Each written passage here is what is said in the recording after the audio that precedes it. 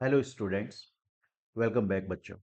देखिए स्टूडेंट्स, हम लोग पढ़ रहे हैं सीएमए इंटर लॉ का रिवीजन सीरीज, जिसके अंदर हम लोगों ने स्टार्ट किया है कॉरपोरेट लॉ, कंपनी लॉ, जो कि आपका सेक्शन सी है। 40 मार्क्स 40 नंबर का है। इससे पहले हमारी एक क्लास ऑलरेडी हो चुकी है, जिसके अंदर हम लोगों ने काफ़ी सारे टॉपिक्स कंप्लीट कर लिए। हमने पढ़ा कंपनी क्या होती है, कंपनी की क्या कैरेक्टरिस्टिक्स हैं, लिफ्टिंग अप या पियर्सिंग ऑफ वेल क्या बोला जाता है।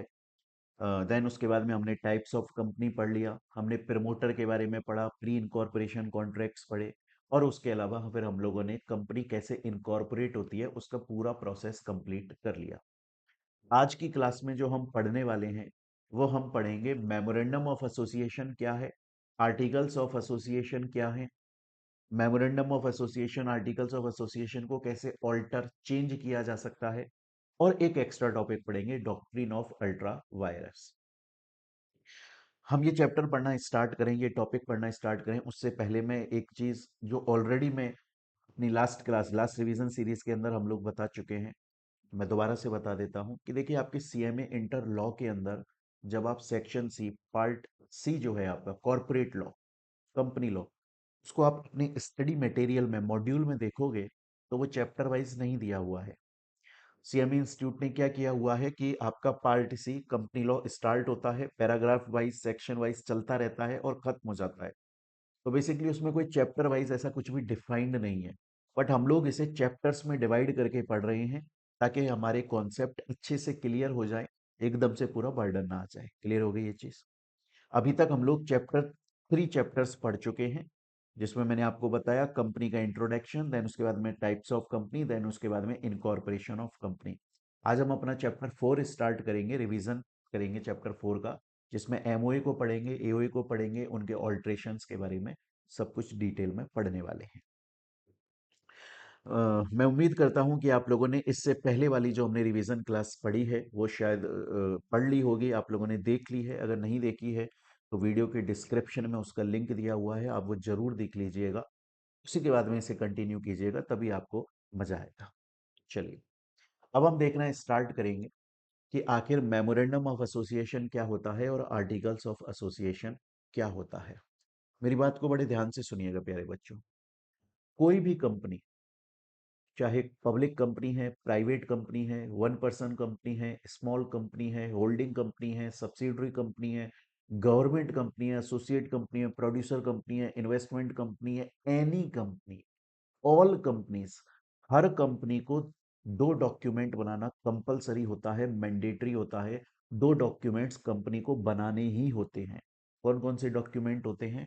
एक होता है मेमोरेंडम ऑफ एसोसिएशन और एक होता है आर्टिकल्स ऑफ एसोसिएशन। सर ये क्या होते हैं? डोंट वरी, इसको बहुत डिटेल में पढ़ेंगे, मजा आएगा। आप एक एक चीज कॉन्सेप्ट क्लियर हो जाएगा। जो मैं बोल रहा हूं सिर्फ शांति से सुनते रहिए, सब कुछ समझ में आ जाएगा। मैंने आपको बोला कि कोई भी कंपनी है, इंडिया के अंदर कोई भी कंपनी है, हर कंपनी को दो डॉक्यूमेंट बनाना जरूरी होता है। एक होता है मेमोरेंडम ऑफ एसोसिएशन और एक होता है articles of association. Memorandum of association क्या होता है? ये कंपनीज एक्ट 2013 के सेक्शन 4 में डिफाइंड है।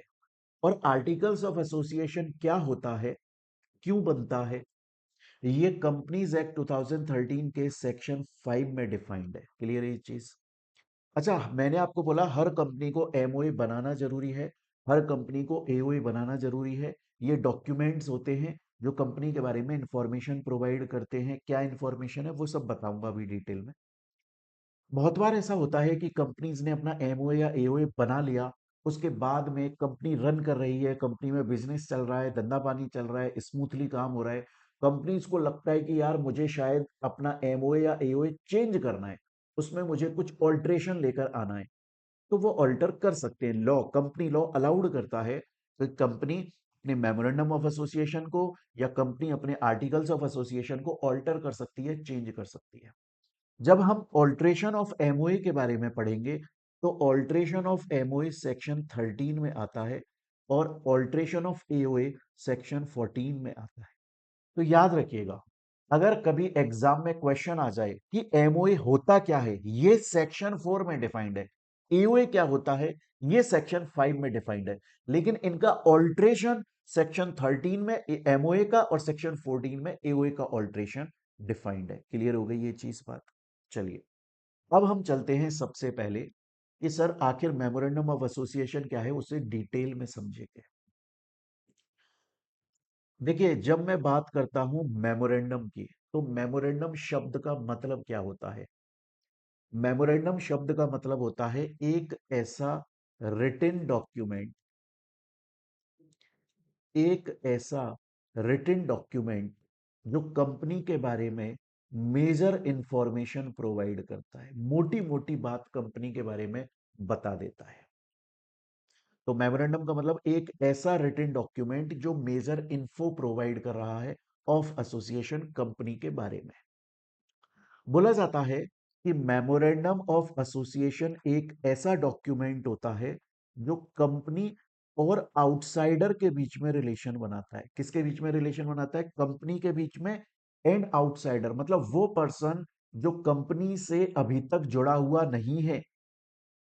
तो मेमोरेंडम ऑफ एसोसिएशन कंपनी के बारे में ऐसी इंफॉर्मेशन देता है आउटसाइडर को कि आउटसाइडर उस इंफॉर्मेशन को, एमओए को पढ़ता है और उसे कंपनी के बारे में डिटेल पता लगती है और उसकी इच्छा जाग सकती है कंपनी के साथ में कॉन्ट्रैक्ट करने की। एग्जाम्पल के तौर, देखिए ये जो मेमोरेंडम ऑफ एसोसिएशन है, इसके अंदर 6 क्लॉजेज आते हैं। कितने क्लॉज आते हैं? मेमोरेंडम ऑफ एसोसिएशन के अंदर 6 क्लॉजेज आते हैं, मतलब मेमोरेंडम ऑफ एसोसिएशन 6 बातें बताता है। पहली बात, कंपनी के नेम के बारे में, कि कंपनी किस नाम से रजिस्टर्ड है, कंपनी किस नाम से जानी जाती है। दूसरा, कंपनी के रजिस्टर्ड ऑफिस के बारे में, मतलब कंपनी का एड्रेस, कंपनी का रजिस्टर्ड ऑफिस कहाँ है, अगर हमें मिलना है कंपनी से, कंपनी को कोई नोटिस देना है, उसका एड्रेस क्या है। Object clause, object clause, object clause बता, मेमोरेंडम एसोसिएशन ऑब्जेक्ट बताता है कि कोई कंपनी अगर इनकॉर्पोरेट हुई है तो क्यों इनकॉर्पोरेट हुई है, उसका ऑब्जेक्ट क्या है, उसका ऑब्जेक्ट क्या है। अरे मेरी बात समझ में।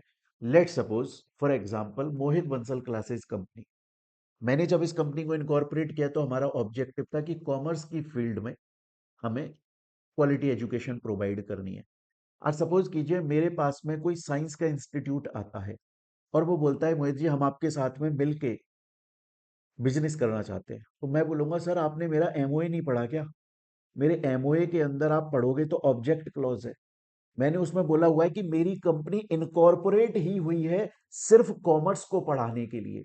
आप मेरे पास में साइंस को पढ़ाने का कॉन्ट्रैक्ट लेकर ही क्यों आ रहे हो? मैं उसके लिए एलिजिबल ही, मेरी कंपनी एलिजिबल ही नहीं है, वो कॉन्ट्रैक्ट कर ही नहीं सकती है, क्योंकि मेरे ऑब्जेक्ट क्लोज के बाहर जा रहा है वो पर्पस जिसके लिए आप मेरे पास में कॉन्ट्रैक्ट करने आ रहे हो। तो ऑब्जेक्ट क्लॉज बताता है कंपनी किस पर्पस, किस ऑब्जेक्ट के लिए इनकॉर्पोरेट हुई है। उसके अलावा बताता है कंपनी के कैपिटल क्लॉज। कैपिटल में क्या आता है? कंपनी की ऑथराइज्ड कैपिटल कितनी है, कंपनी की पेड अप कैपिटल कितनी है। फिर आता है लाइबिलिटी, अभी इन क्लोजेस को हम बहुत डिटेल में पढ़ेंगे। अभी मैं आपको बता रहा हूं मेमोरेंडम ऑफ एसोसिएशन एक ऐसा डॉक्यूमेंट है जो कंपनी के बारे में मेजर इंफॉर्मेशन दे रहा है, मोटी मोटी बातें दे रहा है। और मेमोरेंडम ऑफ एसोसिएशन कंपनी और आउटसाइडर के बीच में रिलेशन बना रहा है। कंपनी और आउटसाइडर के बीच में रिलेशन बनाने का मतलब क्या है? वो बंदा जो कंपनी से शायद अभी तक जुड़ा हुआ नहीं है, जुड़ना चाहता है, तो वो एमओए के रिलेशन, एमओए के पढ़कर कंपनी के बारे में इंफॉर्मेशन ले पाएगा। कंपनी के मेंबर्स की लाइबिलिटी कैसी है, कंपनी लिमिटेड बाई शेयर्स है, लिमिटेड बाई गारंटी है। और एक लास्ट क्लॉज आता है एसोसिएशन या सब्सक्रिप्शन क्लॉज। ये बताता है कि जब कंपनी इनकॉर्पोरेट हुई तो उस वक्त कंपनी का मेंबर कौन था, डायरेक्टर कौन था, इस at the time of starting first members या डायरेक्टर सब्सक्राइबर्स कौन थे। अरे मेरी बात यहां तक सुनिए, मैं आपको एक एग्जांपल देता हूँ। 2012 के अंदर, 2012 के अंदर मेरे मन में आया कि मेरे को सीएस पढ़ाना है, सीएस पढ़ाना है मुझे, सीएस के स्टूडेंट्स को पढ़ाना है। तो मैंने एक जयपुर के अंदर एक कोचिंग को पढ़ा, मैंने कोचिंग को देखा। कोचिंग का नाम था कैरियर पॉइंट, कोचिंग का नाम था कैरियर पॉइंट, और उसमें लिखा हुआ था कि वो सीएस पढ़ाते हैं। तो मैं उनके ओनर के पास चला गया। मैं उनके ओनर के पास चला गया और मैंने बोला कि मैं आपके यहाँ पर आपके स्टूडेंट्स को सीएस पढ़ाना चाहता हूँ। तो उन्होंने मुझे एक क्लास के अंदर ले गए वो, और वहाँ पे काफ़ी सारे बच्चे बैठे हुए थे, और बोले कि ठीक है सर, आप पढ़ा लीजिए, 1 घंटे का लेक्चर है, आप स्टार्ट कीजिए। मैं वहाँ पे पढ़ाना स्टार्ट हो गया, कंपनी क्या होती है, कंपनी लॉ क्या होती है, ये सब चीज़ें पढ़ाना स्टार्ट कर दिया मैंने। 5 मिनट तक तो उन बच्चों ने सुना। 5 मिनट के बाद वो बोले बोले सर, कौन है आप और क्या पढ़ा रहे हैं? मैंने बोला भाई, कंपनी लॉ पढ़ा रहा हूँ, आप सीएस कंपनी सेक्रेटरी के स्टूडेंट हो। उन्होंने बोला सर, हम कंप्यूटर साइंस के स्टूडेंट हैं, ये जो कोचिंग है ना, ये साइंस की एजुकेशन प्रोवाइड करती है। फिर मैं बाहर निकला उस कोचिंग से, और फिर मैंने उसके बोर्ड को अच्छे से पढ़ा। उस पे लिखा हुआ था कि कंपनी साइंस के स्टूडेंट्स को प्रोवाइड करती है, साइंस के स्टूडेंट्स को कोचिंग। इसका मतलब क्या है, मैंने ना पहले कंपनी का वो डॉक्यूमेंट नहीं पढ़ा था। मेरी अप्रोच क्या होनी चाहिए थी, मुझे कंपनी में जाना चाहिए था, मुझे कंपनी से बोलना चाहिए था अपना एमओए दो, मुझे पढ़ना चाहिए था कि कंपनी का ऑब्जेक्ट क्लॉज क्या है, मुझे समझना चाहिए था कंपनी साइंस की एजुकेशन प्रोवाइड करती है, तो मैं कॉमर्स का कॉन्ट्रैक्ट लेकर क्यों जा रहा। आ रही है मेरी बात समझ में? तो मेमोरेंडम ऑफ एसोसिएशन एक ऐसा डॉक्यूमेंट है जो कंपनी और आउटसाइडर, जो कि अभी तक कंपनी से जुड़ा हुआ नहीं है, उसके बीच में रिलेशन क्रिएट करता है। मेमोरेंडम ऑफ एसोसिएशन अपने 6 क्लॉजेज के बारे में बताता है। कौन कौन से clauses? Name clause, registered office clause, object clause, capital clause, liability clause और एसोसिएशन सब्सक्रिप्शन क्लॉज। अब एक बार हम इन क्लॉज, अभी तक मैंने आपको सिर्फ इतना सा बताया कि मेमोरेंडम ऑफ एसोसिएशन क्या होता है। एक बार हम इसके क्लॉजेस को डिटेल में पढ़ेंगे, फिर उसके बाद में आगे की बात करेंगे। देखो यहां पर लिखा हुआ है, मेमोरेंडम ऑफ एसोसिएशन एक ऐसा डॉक्यूमेंट है जो कंपनी के बारे में मेजर इंफॉर्मेशन प्रोवाइड करता है। इसे बोला जाता है कि memorandum of association company and outsider के बीच में रिलेशन क्रिएट करता है। मेमोरेंडम ऑफ एसोसिएशन को कंपनी का चार्टर डॉक्यूमेंट बोला जाता है। वो कंपनी के कॉन्स्टिट्यूशन को डिफाइन करता है। चार्टर डॉक्यूमेंट का एग्जैक्टली मतलब क्या है, कि कंपनी का ऑब्जेक्ट बताता है कि कंपनी किस पर्पस के लिए इनकॉर्पोरेट हुई है, किस किस पर्पस के लिए वो और लोगों के साथ में कॉन्ट्रैक्ट कर सकती है। अब मैंने आपको बोला एमओए के अंदर 6 क्लॉजेज आते हैं, एक बार डिटेल में पढ़ लेते हैं। सबसे पहला क्लॉज आता है नेम क्लॉज। ये क्या बताता है कि कंपनी किस नाम से रजिस्टर है, कंपनी किस नाम से रजिस्टर है। मैं आपको बता देता हूं प्यारे बच्चों, आप जब भी कोई कंपनी इनकॉर्पोरेट करें as per Indian companies act, जब भी इंडिया में अगर आप कंपनी को इनकॉर्पोरेट करते हैं, कंपनी बनाने वाले हैं, उससे पहले आपको एक नाम डिसाइड करना पड़ता है कि मैं किस नाम से अपनी कंपनी को इनकॉर्पोरेट करूं। और आपको पता है, जो भी नाम आप अपनी कंपनी के लिए डिसाइड करोगे, वो नेम वो नेम दूसरी कंपनी के आइडेंटिकल नहीं होना चाहिए। आइडेंटिकल का मतलब क्या होता है? आइडेंटिकल का मतलब है जस्ट डिट्टो। मतलब सपोज करो एयरटेल नाम से कंपनी ओपन है ऑलरेडी, और मैं अपनी कंपनी एयरटेल नाम से खोल देता हूं, ऐसा पॉसिबल नहीं है, कंपनी लॉ मना करता है। बोलता है कि अगर आप कंपनी इनकॉर्पोरेट कर रहे हो, आपको अपनी कंपनी का नाम डिसाइड करना पड़ेगा, मेमोरेंडम ऑफ एसोसिएशन में कंपनी का नाम लिखना पड़ेगा। याद रखिएगा, आपकी कंपनी का नाम ऑलरेडी इंडिया में जो कोई कंपनी इनकॉर्पोरेटेड है उसके नाम से आइडेंटिकल नहीं होना चाहिए। आइडेंटिकल का मतलब है जस्ट डिट्टो, सेम। फिर दूसरी बात ये बोलता है कि आपकी कंपनी का नाम ऑलरेडी इंडिया के अंदर कोई कंपनी इनकॉर्पोरेटेड है उससे रिजेंबल भी नहीं करना चाहिए, सिमिलर भी नहीं होना चाहिए। यहां पर याद रखिएगा बच्चों, आइडेंटिकल और सिमिलर शब्दों में डिफरेंस होता है। आइडेंटिकल का मतलब होता है जस्ट डिट्टो, मतलब एयरटेल कंपनी इनकॉर्पोरेटेड है, मैंने अपनी कंपनी का नाम एयरटेल रख दिया। लेकिन रिजेंबल या सिमिलर का मतलब क्या होता है? रिजेंबल या सिमिलर का मतलब होता है, जैसे सपोज करिए एडिडास नाम से कंपनी ऑलरेडी इनकॉर्पोरेटेड है, और मैंने अपनी कंपनी, नई कंपनी इनकॉर्पोरेट करी, मैंने उसका नाम रख दिया एबिडास। तो जस्ट डिट्टो तो नहीं है, बट सिमिलर है। क्या ऐसा हो सकता है कि कस्टमर कंफ्यूज हो जाए? क्या ऐसा हो सकता है कस्टमर सोचे कि यार ये वाली कंपनी जो है वो शायद इसकी ही कोई ब्रांच होगी? सॉलिसिट हो जाएंगे लोग, मतलब गुडविल, आज नाम तो इसने कमाया लेकिन उसका बिजनेस मैं खा जाऊंगा। लॉ मना करता है।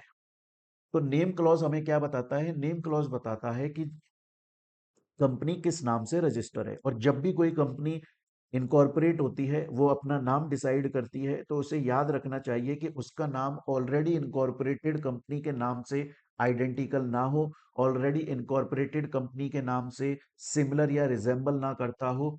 उसके अलावा और क्या क्या लॉ लॉ और क्या बोलता है, कंपनी का नाम अनडिजायरेबल ना हो। अनडिजायरेबल का मतलब होता है ऐसा नाम नहीं होना चाहिए जो पब्लिक पॉलिसी के अगेंस्ट में जाता है, ह्यूमैनिटी मानवता के अगेंस्ट में जाता है। कंपनी का ऐसा नाम नहीं होना चाहिए जो वल्गर है। कंपनी का ऐसा नाम नहीं होना चाहिए जिसको हम पब्लिक में खड़े होकर बोल भी नहीं सकते, क्योंकि बहुत ही गंदा नाम है, मतलब वल्गर नाम है, पब्लिक पॉलिसी के अगेंस्ट में अनडिजायरेबल नाम है। ऐसा नहीं होना चाहिए। स्टूडेंट बोलता है सर मेरे को समझ में आ गया। आप बोल रहे हो सर कि मेमोरेंडम ऑफ एसोसिएशन एक ऐसा डॉक्यूमेंट होता है जिसके अंदर कंपनी की मेजर इंफॉर्मेशन आती है, उसमें 6 क्लॉजेस आते हैं, उसमें सबसे पहला क्लॉज नेम क्लॉज आता है। आपने बोला नेम क्लॉज के अंदर कंपनी का नाम आता है जिस नाम से कंपनी रजिस्टर है। फिर आप बता रहे हो कि हमारा कंपनी लॉ ये बोलता है कि जब भी कोई कंपनी इनकॉर्पोरेट होगी और उसका जो नाम है वो ऑलरेडी इनकॉर्पोरेटेड कंपनी के नाम से आइडेंटिकल नहीं होना चाहिए, सिमिलर नहीं होना चाहिए, अनडिजायरेबल नहीं होना चाहिए। उसके अलावा कुछ शब्द हैं प्यारे बच्चों। जैसे कौन कौन से शब्द हैं, जैसे नेशनल, जैसे इंटरनेशनल, जैसे भारत, जैसे इंडिया, जैसे हिंदुस्तान, जैसे मिनिस्ट्री, जैसे चैम्बर, जैसे कॉमर्स। अगर कोई भी कंपनी इनकॉर्पोरेट हो रही है और अपने नाम में वो इनमें से कोई भी चीज यूज करना चाहती है, तो उसको पहले सेंट्रल गवर्नमेंट से परमिशन लेनी पड़ेगी कि मैं क्या अपने कंपनी के नेम के अंदर इनमें से जो भी शब्द आप यूज करना चाहते हैं, जैसे सपोज आप भारत यूज करना चाहते हैं, तो क्या मैं वो यूज कर लूं। सेंट्रल गवर्नमेंट से पहले परमिशन लेनी पड़ती है। अगर सेंट्रल गवर्नमेंट परमिशन देता है तो ही आप उस नाम को यूज कर सकते हो, अदरवाइज आप उस नाम को यूज नहीं कर सकते। सर ऐसा क्यों। ऐसा इसलिए बच्चों क्योंकि आप सोचिए अगर किसी कंपनी के नेम में नेशनल आ जाए, क्या आपको लगेगा कि यार शायद ये गवर्नमेंट कंपनी है और ये कंपनी तो देश के लिए बनी है, कंट्री को रिप्रेजेंट कर रहा है। भारत आ जाए, इंडिया आ जाए, हिंदुस्तान आ जाए, तो आपको लगता है अरे यार ये तो देश को रिप्रेजेंट कर रहा है। अगर किसी कंपनी के नेम में मिनिस्ट्री आ गया, आपको लगेगा ये तो डिपार्टमेंट है, कोई गवर्नमेंट की अंडरटेकिंग है। तो इसीलिए सेंट्रल गवर्नमेंट बोलता है कि पहले मेरे पास में एप्लीकेशन लगाओ, मैं चेक करूंगा कि आप क्यों अपनी कंपनी के नेम में इनमें से कोई शब्द यूज करना चाहते हो, क्या आप कोई धोखाधड़ी तो नहीं कर रहे हो, वैलिड आदमी हो, आपको परमिशन देनी चाहिए कि दे नहीं देनी चाहिए, मैं सब कुछ वेरिफिकेशन करूंगा, उसी के बाद में परमिशन दूंगा। तो स्टूडेंट बोलता है सर अब मेरे को समझ में आ गई आपकी कहानी। आप बोल रहे हो कि नेम क्लॉज कंपनी के नाम के बारे में बताता है, कंपनी का जो नाम है वो अनडिजायरेबल नहीं होना चाहिए, पब्लिक पॉलिसी के अगेंस्ट में नहीं होना चाहिए, और प्रीवियसली इनकॉर्पोरेटेड कंपनी के आइडेंटिकल या सिमिलर नहीं होना चाहिए। यहां तक मेरे को ये बात समझ में आ जाती है। यहां तक मेरे को ये बात समझ में आ जाती है।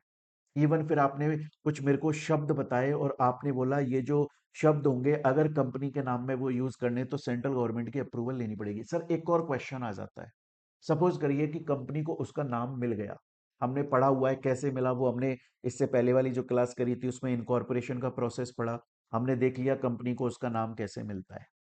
सपोज करिए सर कंपनी को उसका नाम मिल गया, कंपनी को उसका नाम मिल गया,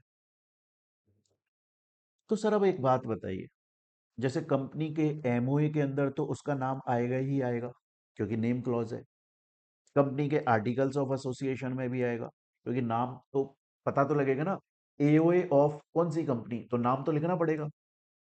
सर कंपनी के जितने भी लेटर हेड होंगे, कंपनी के जितने भी लीगल डॉक्यूमेंट्स होंगे, जरूरी कागजात होंगे, उन सब पे कंपनी का नाम आएगा। कंपनी की जो कॉमन सील होगी उस पे कंपनी का नाम आएगा। कंपनी की इंडिया में जहां भी ब्रांच होगी, मेन ब्रांच या अदर ब्रांच, हर ब्रांच के बाहर एक बोर्ड लगा हुआ होगा, उस बोर्ड पे कंपनी का नाम आएगा। एक तो इंग्लिश में आएगा और दूसरा रीजनल लैंग्वेज में आएगा। मतलब अगर मान के चलो राजस्थान में है तो एक तो इंग्लिश में आएगा और हिंदी में आएगा। सपोज करो महाराष्ट्र में है तो इंग्लिश में आएगा, मराठी में आएगा। सपोज करो पंजाब में है तो इंग्लिश में आएगा, पंजाबी में आएगा।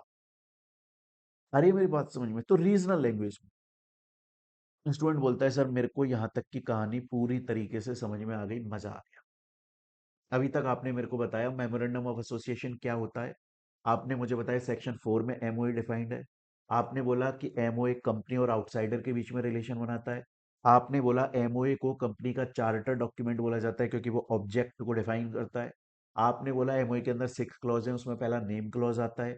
नेम क्लॉज के बारे में सर पूरी आपने मेरे को कहानी यहाँ पर समझा दी, क्रिस्टल क्लियर हो गया। अब चलते हैं हम हमारे सेकंड नंबर ऑफ क्लॉज के ऊपर, जो कि आता है रजिस्टर्ड ऑफिस क्लॉज। सर ये रजिस्टर्ड ऑफिस क्लॉज क्या है? इसको हम सिचुएशन क्लॉज भी बोलते हैं। देखो, आप चाहो तो इसे सिचुएशन क्लॉज भी बोल सकते हो, आप चाहो तो इसे रजिस्टर्ड ऑफिस क्लॉज भी बोल सकते हो। ये बताता है कि कंपनी का रजिस्टर्ड ऑफिस कहाँ है। मैंने आपको ये लास्ट क्लास में भी पढ़ाया था, दोबारा से बता रहा हूँ। जिस दिन कंपनी को सर्टिफिकेट ऑफ इनकॉर्पोरेशन मिलता है, मतलब जिस दिन कंपनी इनकॉर्पोरेट हो जाती है, उसके 30 डेज के अंदर अंदर, 30 दिन के अंदर अंदर कंपनी आरओसी के पास में एक फॉर्म फाइल करती है, INC 22। कौन सा फॉर्म फाइल करती है? INC 22 फॉर्म फाइल करती है, जिसमें वो बताती है कि मेरा एग्जैक्ट रजिस्टर्ड ऑफिस कहां पर है। और कितने दिन में बता रही है? जिस दिन सर्टिफिकेट ऑफ इनकॉर्पोरेशन मिला उसके 30 डेज के अंदर अंदर कंपनी बताती है ये बात। उसके 30 दिन के अंदर अंदर ये बात कंपनी बताती है आरओसी को। कैसे बताती है? INC 22 फाइल करके बताती है।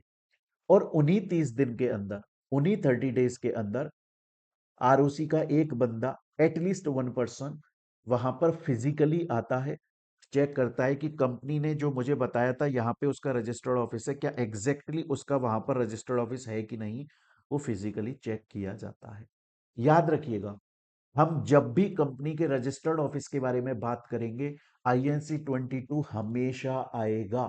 अपने माइंड में इसको छाप लो कि INC 22 कंपनी का रजिस्टर्ड ऑफिस, INC 22 कंपनी का रजिस्टर। कंपनी कल को अपना रजिस्टर्ड ऑफिस चेंज करेगी ना, एक जगह से दूसरी जगह पे अपना रजिस्टर्ड ऑफिस शिफ्ट करेगी, तो दोबारा से INC 22 फाइल किया जाएगा।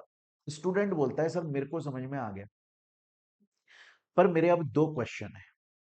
पर सर मेरे दो क्वेश्चन है।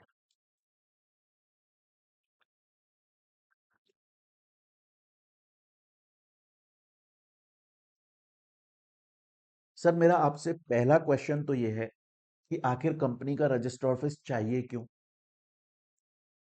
कंपनी के, हर कंपनी के पास में रजिस्टर्ड ऑफिस होना कंपलसरी है, जरूरी है, ऐसा क्यों? क्यों हर कंपनी के पास में रजिस्टर्ड ऑफिस होना जरूरी है? इसकी एक तो वजह बताओ, वो मैं बताता हूं अभी। लेकिन सर दूसरा क्वेश्चन और है।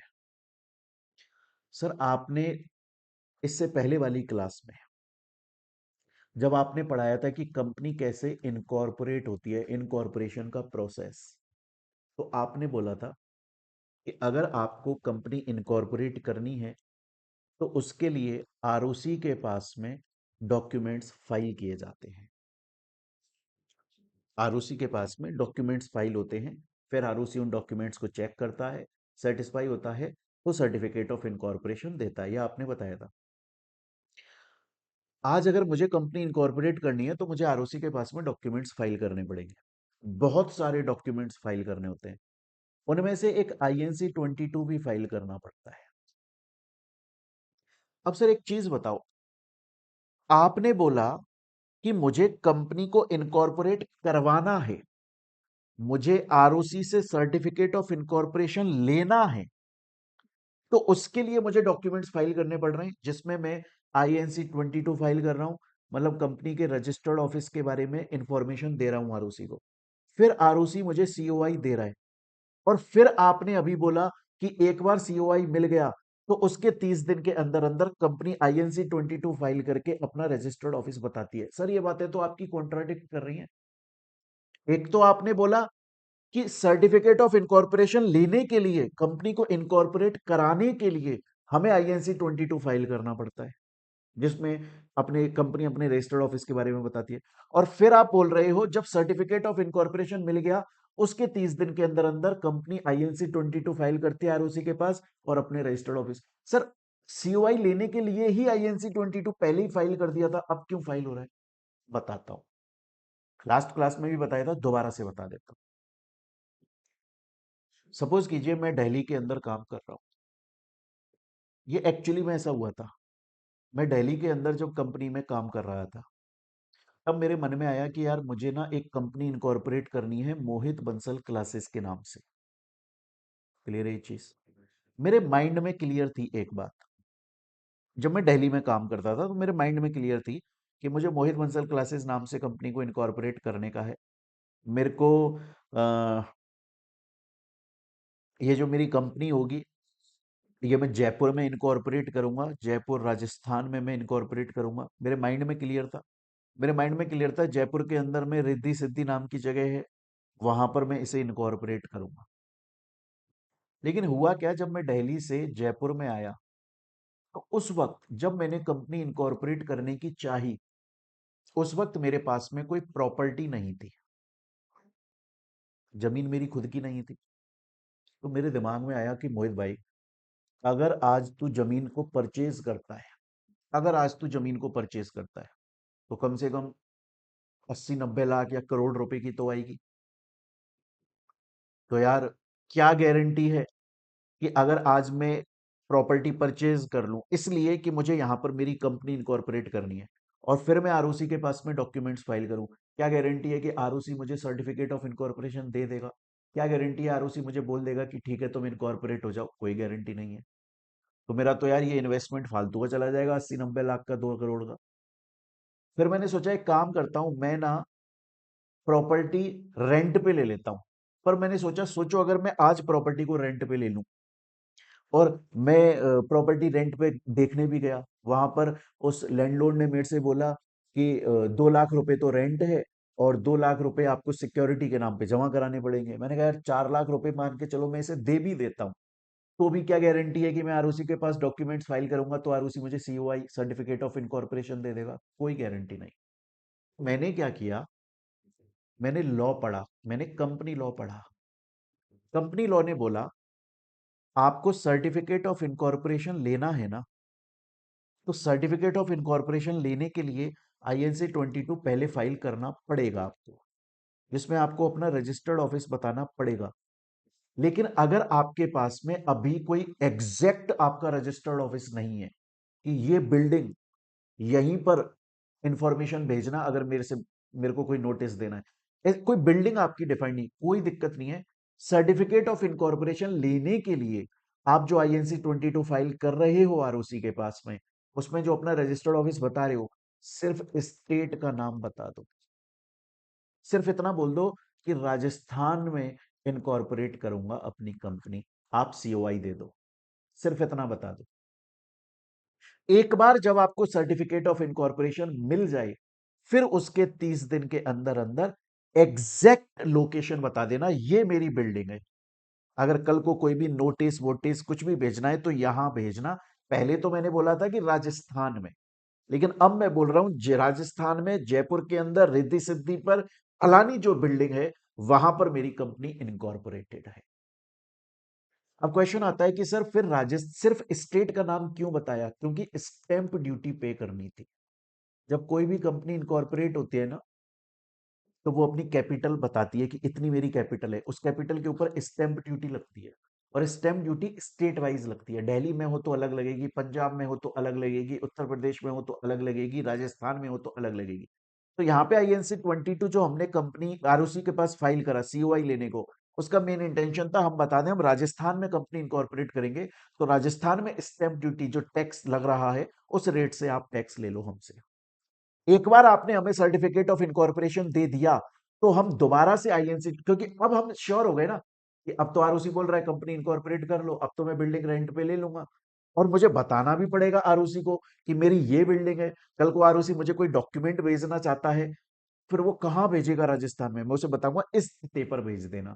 इसलिए जिस दिन सर्टिफिकेट ऑफ इनकॉर्पोरेशन मिला, उसके 30 दिन के अंदर अंदर आरओसी के पास में हमें रजिस्टर्ड ऑफिस की डिटेल भेजनी पड़ती है, एंड उसी 30 दिन के अंदर एक बंदा आके फिजिकल वेरिफिकेशन कर लेता है। स्टूडेंट बोलता है सर मेरे को समझ में आ गया। तो आपने अभी तक मेमोरेंडम ऑफ एसोसिएशन क्या होता है ये समझा दिया, उसके 6 क्लॉजेज होते हैं, उसमें से 2 क्लॉज समझा दिए। अब चलते हैं थर्ड क्लॉज पे। थर्ड क्लॉज आता है ऑब्जेक्ट क्लॉज। हर कंपनी के एमओए में ये ऑब्जेक्ट क्लॉज भी डिफाइंड होता है। ये क्या होता है ऑब्जेक्ट क्लॉज? ये बताता है कि कंपनी किस ऑब्जेक्ट के लिए, किस उद्देश्य के लिए इनकॉर्पोरेट हुई है। और याद रखिएगा, जब भी कोई कंपनी इनकॉर्पोरेट होती है तो एमओए के अंदर उसे अपना ऑब्जेक्ट क्लॉज लिखना पड़ता है। और कंपनी का ऑब्जेक्ट हमेशा लीगल होना चाहिए। कंपनी का ऑब्जेक्ट इलीगल नहीं हो सकता। मतलब कोई ऐसी कंपनी नहीं हो सकती जो ये बोले कि यार मैं तो ना सुपारी लेती हूँ मर्डर करने का, मेरा काम क्या है, बिजनेस क्या है कि भैया किसी को भी किसी का मर्डर कराना है तो हमको सुपारी दो, हम मार देंगे उसको। ऐसा ऑब्जेक्ट नहीं हो सकता। आप गुजरात के अंदर एल्कोहल को बेचने वाली कंपनी इनकॉर्पोरेट नहीं कर सकते। मतलब ऐसी कंपनी जिसका ऑब्जेक्ट इलीगल है, अनलॉफुल है, ऐसी कंपनी इनको, ऐसा कोई ऑब्जेक्ट नहीं हो सकता कंपनी का। ऑब्जेक्ट क्लॉज बताता है कि आखिर कंपनी किस ऑब्जेक्ट के लिए इनकॉर्पोरेट हुई है। और याद रखिएगा, कंपनी जिस भी ऑब्जेक्ट के लिए इनकॉर्पोरेट होती है वो लीगल होना चाहिए, इलीगल नहीं होना चाहिए। पहली बात। दूसरी बात, कंपनी जिस ऑब्जेक्ट के लिए इनकॉर्पोरेट होती है ना, वो उसी ऑब्जेक्ट के लिए किसी दूसरे के साथ में कॉन्ट्रैक्ट कर सकती है। लेट सपोज कि एक कंपनी इनकॉर्पोरेट हुई एबीसी नाम से, और वो बोली कि मैं फैन, पंखा बनाने का काम करूंगी, फैन बनाने का मैन्युफैक्चर, बस फैन से रिलेटेड काम और कुछ भी नहीं। अब एक XYZ कंपनी है जो कि शू मैन्युफैक्चर करती है, और वो जा रही है एबीसी के पास कि यार हम लोग मिल गए ना, शू मैन्युफैक्चर करेंगे। एबीसी बोलेगा अरे भैया, मेरा एमओए नहीं पढ़ा क्या दोस्त? एमओए में ऑब्जेक्ट क्लॉज नहीं पढ़ा क्या? पता नहीं है क्या कि मैं सिर्फ फैन बनाने से रिलेटेड काम कर सकती हूँ, इसके अलावा कोई और दूसरा काम नहीं कर सकती भाई? ऑब्जेक्ट क्लॉज में ये डिफाइंड है। तो आप मेरे पास में जो कॉन्ट्रैक्ट लेकर आ रहे हो वो किसी दूसरे ऑब्जेक्ट, जूते बनाने का, मैं इसके लिए ऑथराइज्ड ही नहीं हूं।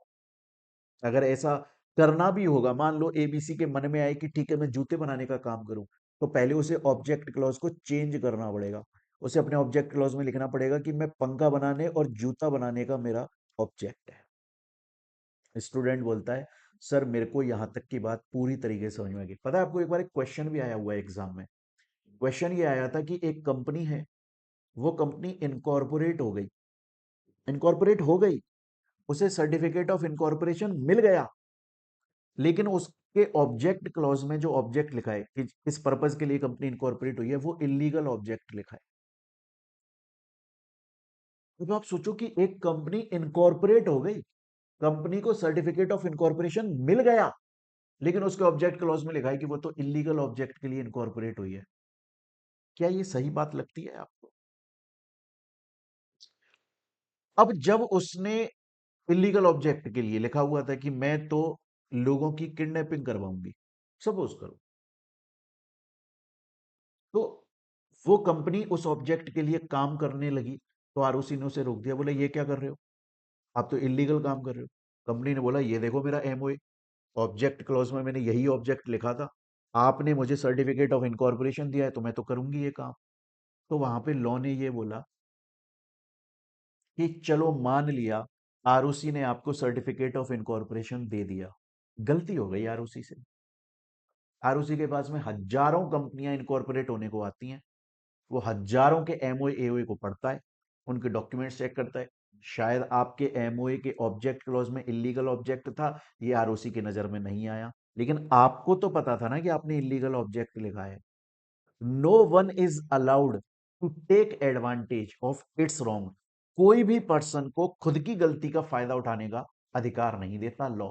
इसलिए चाहे से आप इनकॉर्पोरेट हो चुके हो, चाहे से आपको सर्टिफिकेट ऑफ इनकॉर्पोरेशन मिल गया आपकी कंपनी को, लेकिन अगर आप इलीगल ऑब्जेक्ट के लिए इनकॉर्पोरेट हुए हो तो ना बाबू ना, आप इलीगल काम नहीं कर सकते। स्टूडेंट बोलता है अपन को आ गई बात समझ।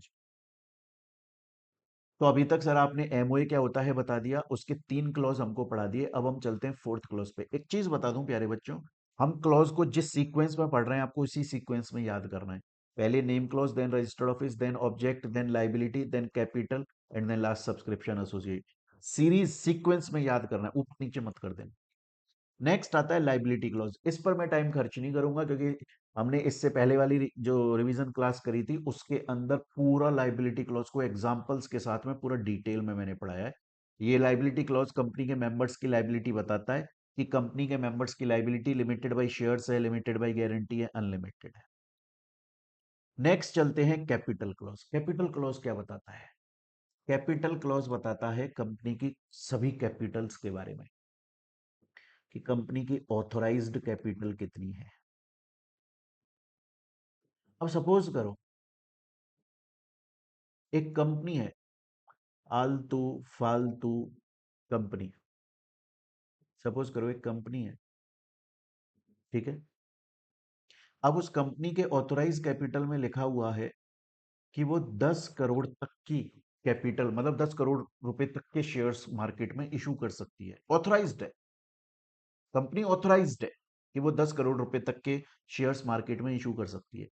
लेकिन कंपनी ने एक्चुअली में कितने के इशू कर रखे हैं अभी प्रेजेंट में? उसकी पेड अप कैपिटल क्या है, या मैं बोलूं सब्सक्राइब्ड, मतलब एक्चुअली में कितने के कैपिटल उसने इशू कर रखी है? 5 करोड़ की। तो इसका मतलब क्या निकल के आया? इसका मतलब यह निकल के आया कि कंपनी 10 करोड़ के कैपिटल इशू कर सकती है, एक्चुअली में अभी 5 करोड़ की कर चुकी है। अगर चाहे तो 5 करोड़ की और वो कैपिटल इशू कर सकती है। कैपिटल क्लॉज बताता है कि कंपनी कितनी कैपिटल इशू करने के लिए ऑथराइज्ड है, एक्चुअली में कितनी इशू कर रखी है। क्लियर है ये चीज यहां तक? स्टूडेंट बोलता है सर मेरे को यहां तक की बात समझ में आ गई। और इसके बाद में नेक्स्ट आता है एसोसिएशन या सब्सक्रिप्शन क्लॉज। एसोसिएशन या सब्सक्रिप्शन क्लॉज लास्ट क्लॉज है। ये क्या बताता है? मैंने आप लोगों को ना टाइप ऑफ कंपनी में एक बात बताई थी कि अगर आप प्राइवेट कंपनी ओपन कर रहे हो तो कम से कम आपके 2 मेंबर होना जरूरी है और 2 डायरेक्टर होना जरूरी है। अगर आप पब्लिक कंपनी इनकॉर्पोरेट हो रहे हो तो मिनिमम कम से कम 7 मेंबर और 3 डायरेक्टर होना जरूरी है। और अगर आप ओपीसी इनकॉर्पोरेट हो रहे हो तो कम से कम 1 मेंबर 1 डायरेक्टर होना जरूरी है। ये लोग पता है कौन है? ये फर्स्ट मेंबर्स या सब्सक्राइबर्स हैं एमओए के। मतलब हम बात कर रहे हैं ये जो क्लॉज है एसोसिएशन सब्सक्रिप्शन क्लॉज, इसके अंदर उन मेंबर्स और डायरेक्टर्स के नाम आते हैं जो कि जब कंपनी इनकॉर्पोरेट हुई उस वक्त वो थे starting first members and directors of company, जो मिनिमम की क्वालिटी को, मिनिमम की लिमिट को फुलफिल करते हैं। आपको पता है अभी इसके बाद में, अभी तो हम पढ़ रहे हैं एमओए क्या होता है, फिर मैं बताऊंगा एओए क्या होता है, फिर मैं आपको एमओए का ऑल्ट्रेशन बताऊंगा कि कोई कंपनी है जिसने अपना नाम हच रखा, पहले हच, HUTCH, हच, पर वो बोली मुझे नाम चेंज करना है, तो वो अपना कंपनी नाम चेंज करके वोडाफोन बन गई। नाम चेंज होता है, रजिस्टर्ड ऑफिस चेंज होता है, ऑब्जेक्ट चेंज होता है, कैपिटल चेंज होती है, लाइबिलिटी चेंज होती है। एमओए के सभी क्लॉज चेंज होते हैं पर ये वाला क्लॉज कभी चेंज नहीं होता। क्यों? क्योंकि ये वो क्लॉज है जिसके अंदर कंपनी के उन मेंबर्स या डायरेक्टर्स की इंफॉर्मेशन आती है जो at the time of incorporation थे। वो एक बार लिख गए ना, जिंदगी भर बस वो लिखा रहेगा कि at the time of incorporation of company ये कंपनी के फर्स्ट मेंबर्स और डायरेक्टर्स थे। क्लियर है? और याद रखिएगा हम इनको क्या भी बोलते हैं, हम इनको सब्सक्राइबर्स भी बोलते हैं, सब्सक्राइबर्स ऑफ एमओए। सब्सक्राइबर का मतलब क्या है? जो एमओए के ऊपर साइन कर रहे हैं, मतलब एक तरह से एमओए को खरीद रहे हैं। क्योंकि मैं आप लोगों को पढ़ाऊंगा, सुनिए मेरी बात। सब्सक्रिप्शन शब्द का मतलब क्या होता है? सब्सक्रिप्शन का मतलब होता है कि आपने कोई चीज परचेज करी। आपने टाटा स्काई जो टाटा प्ले बन गया उसका सब्सक्रिप्शन लिया, मतलब पैसा दिया। नेटफ्लिक्स सब्सक्राइब करा, पैसा दिया। अमेजॉन प्राइम सब्सक्राइब करा, पैसा दिया। उसी तरह से जो भी बंदा कंपनी का मेंबर बनता है या डायरेक्टर बनता है, जरूरी है कि उसे कम से कम कंपनी का 1 शेयर परचेज करना जरूरी है। वो एक से ज्यादा शेयर परचेज कर सकता है पर उसे मिनिमम 1 शेयर परचेज करना कंपलसरी होता है, जरूरी होता है। कम से कम 1 शेयर तो वो परचेज करेगा ही करेगा। क्यों कर रहा है वो? क्योंकि वो कंपनी का मेंबर बन रहा है या डायरेक्टर बन रहा है। कैसे बन रहा है? वो मेमोरेंडम ऑफ एसोसिएशन के ऊपर साइन कर रहा है। मेमोरेंडम ऑफ एसोसिएशन एक कॉन्ट्रैक्ट बन रहा है किसके बीच में? कंपनी के बीच में और उसके मेंबर डायरेक्टर के बीच में। मेमोरेंडम ऑफ एसोसिएशन में कंपनी ने अपने साइन किए हुए हैं या कॉमन सील लगाई हुई है, और वो मेंबर या डायरेक्टर जो है वो भी साइन कर रहा है, और फिर उसे कम से कम एक शेयर परचेज करना पड़ रहा है। मतलब वो एक तरह से सब्सक्रिप्शन ले रहा है कंपनी के शेयर्स का। इसीलिए हम इनको सब्सक्राइबर भी बोलते हैं। जब आप देखोगे ना इस वाले क्लॉज को, देखोगे ना लास्ट क्लॉज को एमओए के अंदर, एक्चुअली में तो पता है आपको कैसा देखने को मिलेगा ये क्लॉज? कुछ इस तरीके से देखने को मिलेगा। यहां पर बंदे का पहले नाम आएगा, फिर आएगा उसने कितने नंबर ऑफ शेयर्स परचेज करे हैं, उस पर कितना अमाउंट पे कर दिया, कितना अमाउंट बाकी है, और उसके फादर का नेम आएगा, और फिर उनके सिग्नेचर आएंगे। सर फादर का नेम क्यों? क्योंकि हो सकता है ना कि मोहित बंसल नाम के दो लोग हों, लेकिन पिता का नाम तो अलग होगा ना, तो डिफाइन हो जाएगा वहां। स्टूडेंट बोलता है सर अभी तक आपने मुझे ये समझा दिया कि मेमोरेंडम ऑफ एसोसिएशन क्या है, आपने मुझे मेमोरेंडम ऑफ एसोसिएशन के सिक्स क्लॉज बता दिए, पर अब मेरा एक छोटा सा क्वेश्चन आ जाता है। मैंने कहा पूछो क्या क्वेश्चन है? स्टूडेंट ने मुझसे बोला, बोला सर अभी तो पढ़ा रहे हो ना आप मेरे को, सपोज करो सर मेरे पास डिग्री विग्री आ गई, सपोज करो, मतलब एक्चुअली में मेरे को आज कंपनी का एमओए बनाना है। कैसे बनाऊं? मतलब मेरे को आइडिया ही नहीं है एमओए कैसे बनाते हैं। एमओए में क्या आता है, सिक्स क्लॉजेस आते हैं, वो तो आपने मेरे को बताए। प्रैक्टिकली कैसे बनाते हैं उसे, वो नहीं आता मेरे को। आरओसी को ये बात पता लगी, रजिस्ट्रार ऑफ कंपनीज को ये बात पता लगी कि यार लोग जो हैं वो मेमोरेंडम ऑफ एसोसिएशन बनाना चाहते हैं, पर उन्हें पता ही नहीं है कि मेमोरेंडम ऑफ एसोसिएशन कैसे बनाया जाता है। तो आरओसी ने क्या किया?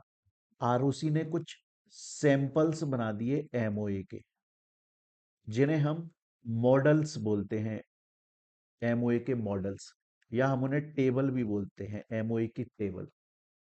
उन्होंने बोला कि हमने कुछ सैंपल बना दिए हैं, अगर आप चाहो तो इन सैंपल्स को देख लो और उसके अकॉर्डिंगली अपना एमओए बना लो, या आप चाहो तो एग्जैक्टली इसी मॉडल को उठा के अपने एओए में लगा दो, कोई दिक्कत वाली बात नहीं है। अब क्वेश्चन ये आता है कि लेकिन सर सपोज करो एक कंपनी है एबीसी, वो बना रहे हैं हम उस कंपनी को, और वो बोलती है मैं तो कंपनी लिमिटेड बाई शेयर्स हूं। एक दूसरी मैं कंपनी बना रहा हूं, और वो कंपनी लिमिटेड बाई गारंटी बनानी है मेरे को। एक मैं और कंपनी बना रहा हूं जो मेरे को limited by guarantee and share capital दोनों बनानी है। एक मैं कंपनी बना रहा हूं जो अनलिमिटेड है। तो मेरे को कैसे पता लगेगा कि आरओसी ने जो मेरे को मॉडल या सैंपल्स या टेबल हेल्प करने के लिए दिए हैं कि इस तरीके से एमओए बना लो, मुझे कौन सा वाला टेबल अडॉप्ट करना है ताकि वो मेरी कंपनी के लिए सही बैठे? मेरी कंपनी तो लिमिटेड बाय शेयर्स है, या लिमिटेड बाय गारंटी है, या limited by guarantee not having share capital, या हैविंग शेयर कैपिटल, या अनलिमिटेड कंपनी है। तो समझो मेरी बात को, एमओए के लिए 5 टेबल दिए हैं। सर हम कैसे याद करेंगे इनको? एबीसीडी आती है? आती है सर। तो ए से स्टार्ट करो और 5 काउंट करो। ए, बी, सी, डी, ई। तो ए से लेके ई तक ये हो गए एमओए, और इसके आगे के 5 काउंट करना फिर। एफ से लेके एफ, जी, एच, आई, जे, ये हो गए एओए के मॉडल्स जो हम पढ़ेंगे आगे। तो एमओए की table A B C D E, और एओए की table F G H I J. Clear है ये चीज यहां तक? अब ध्यान रखिएगा, अगर आप ऐसी कंपनी इनकॉर्पोरेट कर रहे हो जो कि लिमिटेड बाई शेयर्स है, तो एक काम करो, टेबल ए नाम का जो मॉडल है उसको अडॉप्ट कर लो। अगर आप ऐसी कंपनी बना रहे हो जो कि लिमिटेड बाई गारंटी लेकिन उसमें शेयर कैपिटल नहीं होगा, सिर्फ limited by guarantee, table B adopt कर लो। अगर आप ऐसी कंपनी बना रहे हो जो limited by guarantee and having share capital है, तो टेबल सी अडॉप्ट कर लो। अगर आप ऐसी कंपनी बना रहे हो जो unlimited company not having share capital है, टेबल डी, या unlimited company having share capital, table E. Student बोलता है अब आ गया सर समझ में। तो सर अभी तक आपने मेरे को मेमोरेंडम ऑफ एसोसिएशन क्या होता है ये समझाया, मेरे को पूरा समझ में आ गया। सेक्शन 4 के अकॉर्डिंगली एक एक चीज क्लियर हो गई। अब हम चलेंगे सर अपना नेक्स्ट। अब हम चलेंगे सर अपना नेक्स्ट, आर्टिकल्स ऑफ एसोसिएशन वो क्या होता है ये और समझा दो मुझे।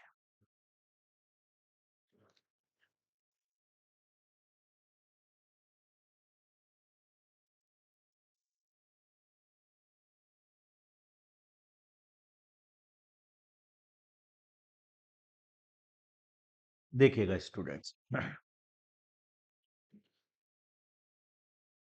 ए O A, articles of association. Articles शब्द का मतलब है internal rules and regulations, company के इंटरनल रूल्स रेगुलेशंस।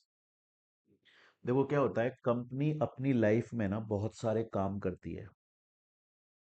जैसे कंपनी शेयर्स इशू करती है पब्लिक को, कंपनी डिविडेंड देती है, कंपनी बोनस शेयर्स इशू करती है, कंपनी बहुत सारी स्कीम लेकर आती है, कंपनी बायबैक करती है कि कंपनी ने ऑलरेडी शेयर्स पब्लिक में इशू किए हुए हैं, वो पब्लिक से वापस अपने शेयर्स को परचेज करती है, बायबैक करती है।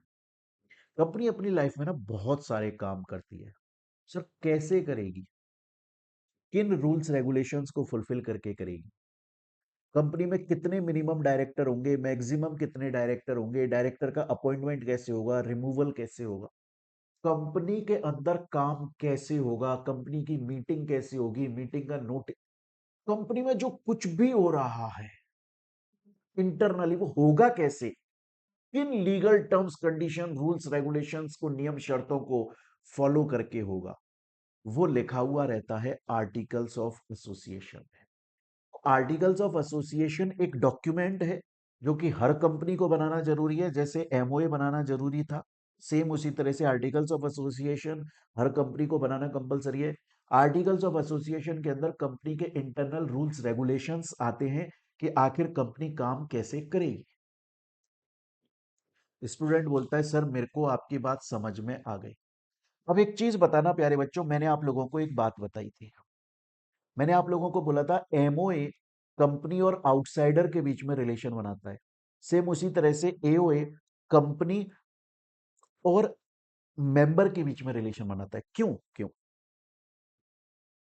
आज सपोज करो कि मोहित बंसल क्लासेस कंपनी है और आप उसके मेंबर हो, आपने सब्सक्रिप्शन लिया हुआ है, क्लासेस परचेज की हुई हैं या बुक्स परचेज की हुई हैं और आप हमारे मेंबर हो, तो मैं अनाउंस करता हूं कि यार फलाने चैप्टर का टेस्ट है आप लोगों का, फलाने चैप्टर का टेस्ट है। अरे मेरी बात समझ में, तो ये जो रूल है वो किसके ऊपर एप्लीकेबल होगा? सर मेंबर्स के ऊपर एप्लीकेबल। क्या मैं रोड पे चलते हुए किसी ऐसे बच्चे को जो मेरा स्टूडेंट नहीं है, मैं उसको जबरदस्ती पकड़ के ले आऊं कि आजा बेटा तेरा टेस्ट है, वो बोलेगा भग यार क्या बात कर रहे हो, मैं जानता ही नहीं आप। तो आर्टिकल्स ऑफ एसोसिएशन के अंदर इंटरनल रूल्स रेगुलेशंस आते हैं, किस पर एप्लीकेबल होंगे? सर कंपनी के डायरेक्टर्स पे, कंपनी के ऑफिसर्स पे, कंपनी के एम्प्लॉयज पे, इनके ऊपर एप्लीकेबल होंगे कि भैया अगर कंपनी डिविडेंड दे रही है तो ऐसे ऐसे होगा, बोर्ड मीटिंग करनी पड़ेगी, एनुअल जनरल मीटिंग में अनाउंस होगा, ये लीगल रूल्स रेगुलेशंस है। तो याद रखिएगा प्यारे बच्चों, आर्टिकल्स ऑफ एसोसिएशन कंपनी का internal rules regulations terms conditions को इंक्लूड करता है। क्लियर है ये चीज यहां तक? और एक चीज आप लोग याद रखिएगा कि आर्टिकल्स ऑफ एसोसिएशन कंपनी और उसके जो मेंबर्स हैं, डायरेक्टर्स हैं, इंटरनल लोग हैं, उनके बीच में रिलेशन क्रिएट करता है। अब क्वेश्चन आता है कि सर एमओए बनाने के लिए आरओसी ने टेबल दिए थे, क्या एओए बनाने के लिए टेबल नहीं दिए? बिल्कुल। मैंने बोला था ना, ए से लेके 5 गिनो, ए बी सी डी ई, ये तो हो गया एमओए। अब आगे के 5 गिनो, एफ जी एच आई जे, ये हो गया आपके एओए। अगर कंपनी लिमिटेड बाय शेयर है तो टेबल एफ, अगर company limited by guarantee and having share capital है तो टेबल जी, नॉट कैपिटल तो, अगर बेसिकली मैं आपको बताऊं ना, आपको याद करना हो एमओ और एओए की टेबल, ट्रिक दे देता हूं, आपको ट्रिक दे देता हूं कि जो पहली कैपिटल है ना वो सेम है, मतलब एओए का फर्स्ट क्या है? एफ, और एओए का फर्स्ट क्या है? ए, वो सेम है। अरे ये मेरी बात समझ में, लेकिन यहां पर देखना, टेबल जी क्या बोल रहा है? Company limited by guarantee and having share capital, और एमओए में क्या बोल रहा था, company limited by guarantee not having, मतलब ये शफल कर दिए एओए के अंदर। तो बेसिकली आप अगर बोलोगे, तो आप बोलोगे कि जहां पर हम टेबल जी है वो एमओए का क्या है, टेबल सी है, और ये टेबल बी है, ये टेबल ई है, और ये टेबल डी है। मतलब ये चारों एमओए और एओए में ऊपर नीचे हो जाते हैं। आप एमओए को याद कर लो और एओए के अंदर इनको शफल कर दो, दैट्स इट। स्टूडेंट बोलता है सर अभी तक मुझे आपने एमओए क्या होता है, एओए क्या होता है ये समझा दिया, एमओए सेक्शन 4 एओए सेक्शन 5 में आता है ये समझा दिया, यहां तक हमारा एक एक चीज क्लियर हो चुका है, यहां तक हमारा एक एक चीज क्लियर हो चुका है। सर मेरा एक क्वेश्चन है, मैंने कहा बोलो। सर अगर कोई भी पर्सन कंपनी का मेंबर बनता है, डायरेक्टर बनता है, तो क्या उसे एमओए एओए साइन करने पड़ते हैं? हाँ। मैं प्रैक्टिकली बता दूं आपको, जब आप कंपनी में रियल लाइफ में जाओगे, तो एमओए और एओए कंपनी अलग अलग नहीं बनाती है, एक ही किताब होती है। किसी छोटी सी बुक मिलेगी आपको पतली सी, जिसमें शुरू के 2 या 3 पेज के अंदर एमओए खत्म हो जाएगा, बेसिकली 2 पेज के अंदर एमओए खत्म हो जाएगा, और बाकी में एओए चलता रहेगा, क्योंकि रूल्स रेगुलेशंस लंबे चलते हैं। एक सिंगल बुक, छोटी सी पतली सी बुक बना देती है कंपनी, उसमें एमओए एओए दोनों आ जाते हैं। अब मैं आपसे क्या बोल रहा हूँ, अब मैं आपसे ये बोल रहा हूँ कि सर सपोज करिए एक कंपनी है, सर सपोज करिए एक कंपनी है एबीसी, जिसको हम इनकॉर्पोरेट कर रहे हैं। उस कंपनी के अंदर कुछ मिनिमम सब्सक्राइबर्स, मेंबर्स हैं और डायरेक्टर्स हैं। हाँ, तो उन्हें एमओए एंड एओए को सब्सक्राइब, मतलब उसके ऊपर साइन करना पड़ेगा। क्या करना पड़ेगा? सिग्नेचर करना पड़ेगा, सिग्नेचर करना पड़ेगा। सर अगर कोई बंदा साइन नहीं कर सकता, इलिटरेट है, पढ़ा लिखा नहीं है, तो थंब इंप्रेशन लगा देगा, अपना अंगूठा लगा देगा। सर अगर सपोज करो ना कि जो बंदा मेंबर बन रहा है कंपनी का, वो खुद एक कंपनी है, बॉडी कॉर्पोरेट है, तो वो तो आर्टिफिशियल, उसके ब्याह पे उसका कोई ऑफिसर डायरेक्टर लगा देगा। अगर कोई एलएलपी है तो पार्टनर लगा देगा। स्टूडेंट बोलता है सर मेरे को समझ में आ गई बात। उसके अलावा आज सपोज करो मैं कोई कंपनी इनकॉर्पोरेट कर रहा हूँ, और कोई मेंबर या डायरेक्टर है जो सब्सक्राइब कर रहा है एमओए को, अपनी सिग्नेचर कर रहा है, तो उसके साथ में उसे एक गवाह के सिग्नेचर भी करने पड़ेंगे, गवाह की सिग्नेचर भी करवाने पड़ेंगे, जिससे ये प्रूव हो जाएगा कि बंदा अपनी मर्जी से मेंबर या डायरेक्टर बन रहा है, मार पीट के उसको जबरदस्ती या इलीगल तरीके से मेंबर डायरेक्टर नहीं बनाया जा रहा है। ये एक एक बात बच्चों यहाँ पर क्लियरली लिखी हुई है। देखिए, memorandum of association, article of association, company के अंदर जो भी बंदा मेंबर या डायरेक्टर बन रहा है फर्स्ट टाइम, उसे सब्सक्राइब करना जरूरी है। उसका नाम, एड्रेस, ऑक्यूपेशन सब कुछ आता है पूरा, कि ये बंदा हमारा कंपनी का मेंबर है, इसका ये नाम है, इस दिन पैदा हुआ था, ये आइडेंटिटी कार्ड है, ये इसका एड्रेस है, ये बिजनेस करता है, इस इतने इसने शेयर लिए हुए हैं। एक विटनेस, गवाह के सिग्नेचर कराने पड़ते हैं। अगर कोई इलिटरेट है, पढ़ा लिखा नहीं है, तो थंब इम्प्रेशन, अंगूठा लगा देगा। क्लियर है ये चीज यहाँ तक? उसके अलावा मानकर चलिए अगर कोई बॉडी कॉर्पोरेट है, मतलब एक कंपनी दूसरी कंपनी के मेंबर बनना चाहती है, तो उस कंपनी के बेहाफ पे उसका जो भी ऑफिसर डायरेक्टर होगा वो साइन कर देगा, या एलएलपी है तो पार्टनर साइन कर देंगे।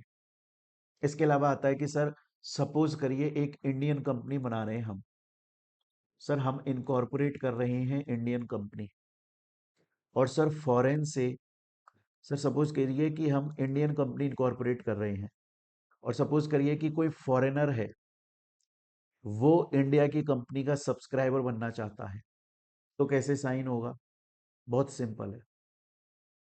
अगर वो फॉरेनर ऐसी किसी कंट्री का सिटीजन है, जो कंट्री कॉमनवेल्थ गेम्स में पार्ट लेती है, क्योंकि इंडिया भी कॉमनवेल्थ में पार्ट लेता है, तो उस केस में उसकी जो नोटरी होगी ना, वो कॉमनवेल्थ गेम्स के हिसाब से नोटरी करी जाएगी। एक होता है कि सपोज करो कि वो फॉरेनर ऐसी किसी कंट्री का सिटीजन है जो कि हॉग कन्वेंशन, एक एग्रीमेंट हुआ था जिसमें बहुत सारी कंट्रीज ने साइन किया था, हॉग कन्वेंशन का मेंबर है, तो वो जब इंडिया की कंपनी का एमओयू को सब्सक्राइब करेगा ना, तो उसकी नोटरी जो होगी वो हॉग कन्वेंशन के रूल्स को फॉलो करके हो जाएगी। सपोज करो कि कोई पर्सन ऐसी फॉरेन कंट्री का मेंबर या सिटीजन है जो ना तो वो कंट्री ना तो कॉमनवेल्थ में पार्ट लेती है ना ही वो हॉग कन्वेंशन में लेती है, तो फिर वो एमओयू को सब्सक्राइब करेगा ना, वो अपनी कंट्री के रूल्स रेगुलेशन को फुलफिल करके करेगा। क्लियर है ये चीज यहाँ तक? ये कोई इतनी ज्यादा खास याद करने वाली चीज नहीं है। स्टूडेंट बोलता है सर मेरे को यहाँ तक की बात पूरी तरीके से समझ में आ गई, यहाँ तक की बात मेरे को एक एक चीज क्लियर हो गई।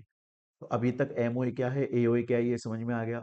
जो भी बंदा कंपनी का सब्सक्राइबर बनेगा उसको ये चीज हमने ना एसोसिएशन सब्सक्रिप्शन क्लॉज में डिटेल में पढ़ ली थी। अब आपके मॉड्यूल में क्या है, उसको ना अलग से एक सेपरेट टॉपिक बना के दिया हुआ है, वो फिर बच्चे को स्टोरी फॉर्म में समझ में नहीं आता है। क्लियर हो गई यहाँ तक की बात?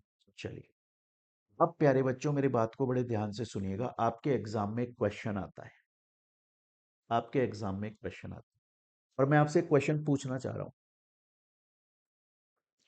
सपोज करो एक कंपनी का एमओए और एओए बना हुआ है, बना हुआ है। उस कंपनी के एमओए के अंदर कंपनी के 6 क्लॉज लिखे हुए हैं, जिसमें मतलब कंपनी बोल रही है कि भैया मेरा ये नाम है, यहां मेरा एड्रेस है, ये मेरा ऑब्जेक्ट है, ये इतनी मेरी कैपिटल है, इतनी मेरी लाइबिलिटी है, यही बोल रही है ना वो। और कंपनी का आर्टिकल ऑफ एसोसिएशन में रूल्स रेगुलेशंस आ रहे हैं, रूल्स रेगुलेशन आ रहे हैं। अब एक चीज समझिएगा, पता है आर्टिकल ऑफ एसोसिएशन में जो रूल्स रेगुलेशंस आते हैं, कुछ रूल्स रेगुलेशन ऐसे होते हैं जो कि मेंबर की रेस्पॉन्सिबिलिटी बताते हैं कि आप मेरी कंपनी के मेंबर हो, आप मेरी कंपनी के डायरेक्टर हो, आपको ये रूल रेगुलेशन फुलफिल करना पड़ेगा, ये लॉ फुलफिल करना पड़ेगा, ये आपकी रेस्पॉन्सिबिलिटी। मतलब मेंबर बाउंड हो गया, मेंबर के ऊपर बर्डन आ गया कि अबे यार, जब मैं इस कंपनी का मेंबर बना था या डायरेक्टर बना था ना, तो मैंने इस डॉक्यूमेंट पे अपने साइन किए थे। सपोज करो मैं मोहित बंसल किसी कंपनी का मेंबर या डायरेक्टर बन रहा हूँ, तो मुझे एमओ एओए पे साइन करने पड़ रहे हैं, और उस एमओ एओए पे कंपनी के साइन ऑलरेडी हैं कॉमन सील की फॉर्म में या डायरेक्टर ने करे हुए हैं। एमओ एओए के अंदर लीगल रूल्स रेगुलेशंस है। कुछ लीगल रूल्स रेगुलेशंस वो हैं जो कि मेंबर की या डायरेक्टर की रेस्पॉन्सिबिलिटी को डिफाइन करते हैं कि मुझको ये काम करना पड़ेगा। क्या मैं ये बोलूं कि मेंबर कंपनी के लिए बाउंड हो गया कि जी हाँ मैंने एमओए पे साइन किया है, आपने भी साइन किया है, हमारे और आपके बीच में कॉन्ट्रैक्ट हुआ है, और एमओए में लिखा हुआ है, एओए में लिखा हुआ है कि ये टर्म्स कंडीशन है जो मेंबर को फुलफिल करनी पड़ेगी, मैं फुलफिल करूंगा, मैं बाउंड हूं जी। और कुछ रूल्स एंड रेगुलेशंस ऐसी होंगी जो मेंबर या डायरेक्टर के लिए बेनिफिट देती होंगी, उनके राइट अधिकार देती होंगी। क्या उसके लिए कंपनी बाउंड हो गई? क्योंकि कंपनी ने भी साइन किया, कंपनी बाउंड हो गई ना कि जी हाँ, जब भी कोई ऐसा कुछ आएगा तो मैं आपको आपके राइट्स जो है वो यूज करने को दूंगी, बिल्कुल राइट्स यूज करने को दिया जाएगा। इसका मतलब क्या हो गया? क्वेश्चन आता है एग्जाम के अंदर कि एमओए एओए के लीगल इफेक्ट्स क्या हैं। एक तो मेंबर कंपनी के लिए बाउंड हो रहा है, मतलब एमओए एओए में कुछ लीगल रूल्स रेगुलेशंस लिखे हुए हैं जो बोलते हैं मेंबर को ये काम करना चाहिए, मैं करूंगा साहब, मैं बाउंड हो गया, मैंने साइन किया है। और वाइस वर्सा, कंपनी मेंबर के लिए बाउंड हो गई, कंपनी जो है वो भी मेंबर के लिए बाउंड हो गई। क्लियर है? उसके अलावा मेंबर मेंबर के लिए भी बाउंड होता है। देखो कंपनी आर्टिफिशियल पर्सन है, सेपरेट लीगल एंटिटी है। आज एक चीज बताओ, सपोज करो एक कंपनी है, इसका नाम है डिंका चिका कंपनी लिमिटेड। इस कंपनी में दो मेंबर हैं, एक है सलमान खान, सोलेमन भाई अपना, और एक है शाहरुख खान। दोनों मेंबर हैं, दोनों सेम पोजीशन पर हैं, दोनों के पास सेम अधिकार हैं, दोनों के ऊपर सेम लाइबिलिटी एप्लीकेबल होती है। अब सपोज करो कि कंपनी को सलमान खान से कोई दिक्कत है, या सलमान खान को कंपनी से कोई दिक्कत है। यहां पर शाहरुख खान का लेना देना है क्या कुछ? नहीं सर। शाहरुख खान जबरदस्ती में चौधरी बन रहा है और नेता बन के आ रहा है, और सलमान खान के ऊपर केस फाइल कर रहा है। क्यों? बोल रहा है मैं कंपनी के, शाहरुख खान बोल रहा है मैं कंपनी के ब्याह पे तुम्हारे ऊपर केस फाइल कर रहा हूं। सलमान खान बोलेगा सुन चुप बैठ जा, मैटर किसका है? मेरा और कंपनी का।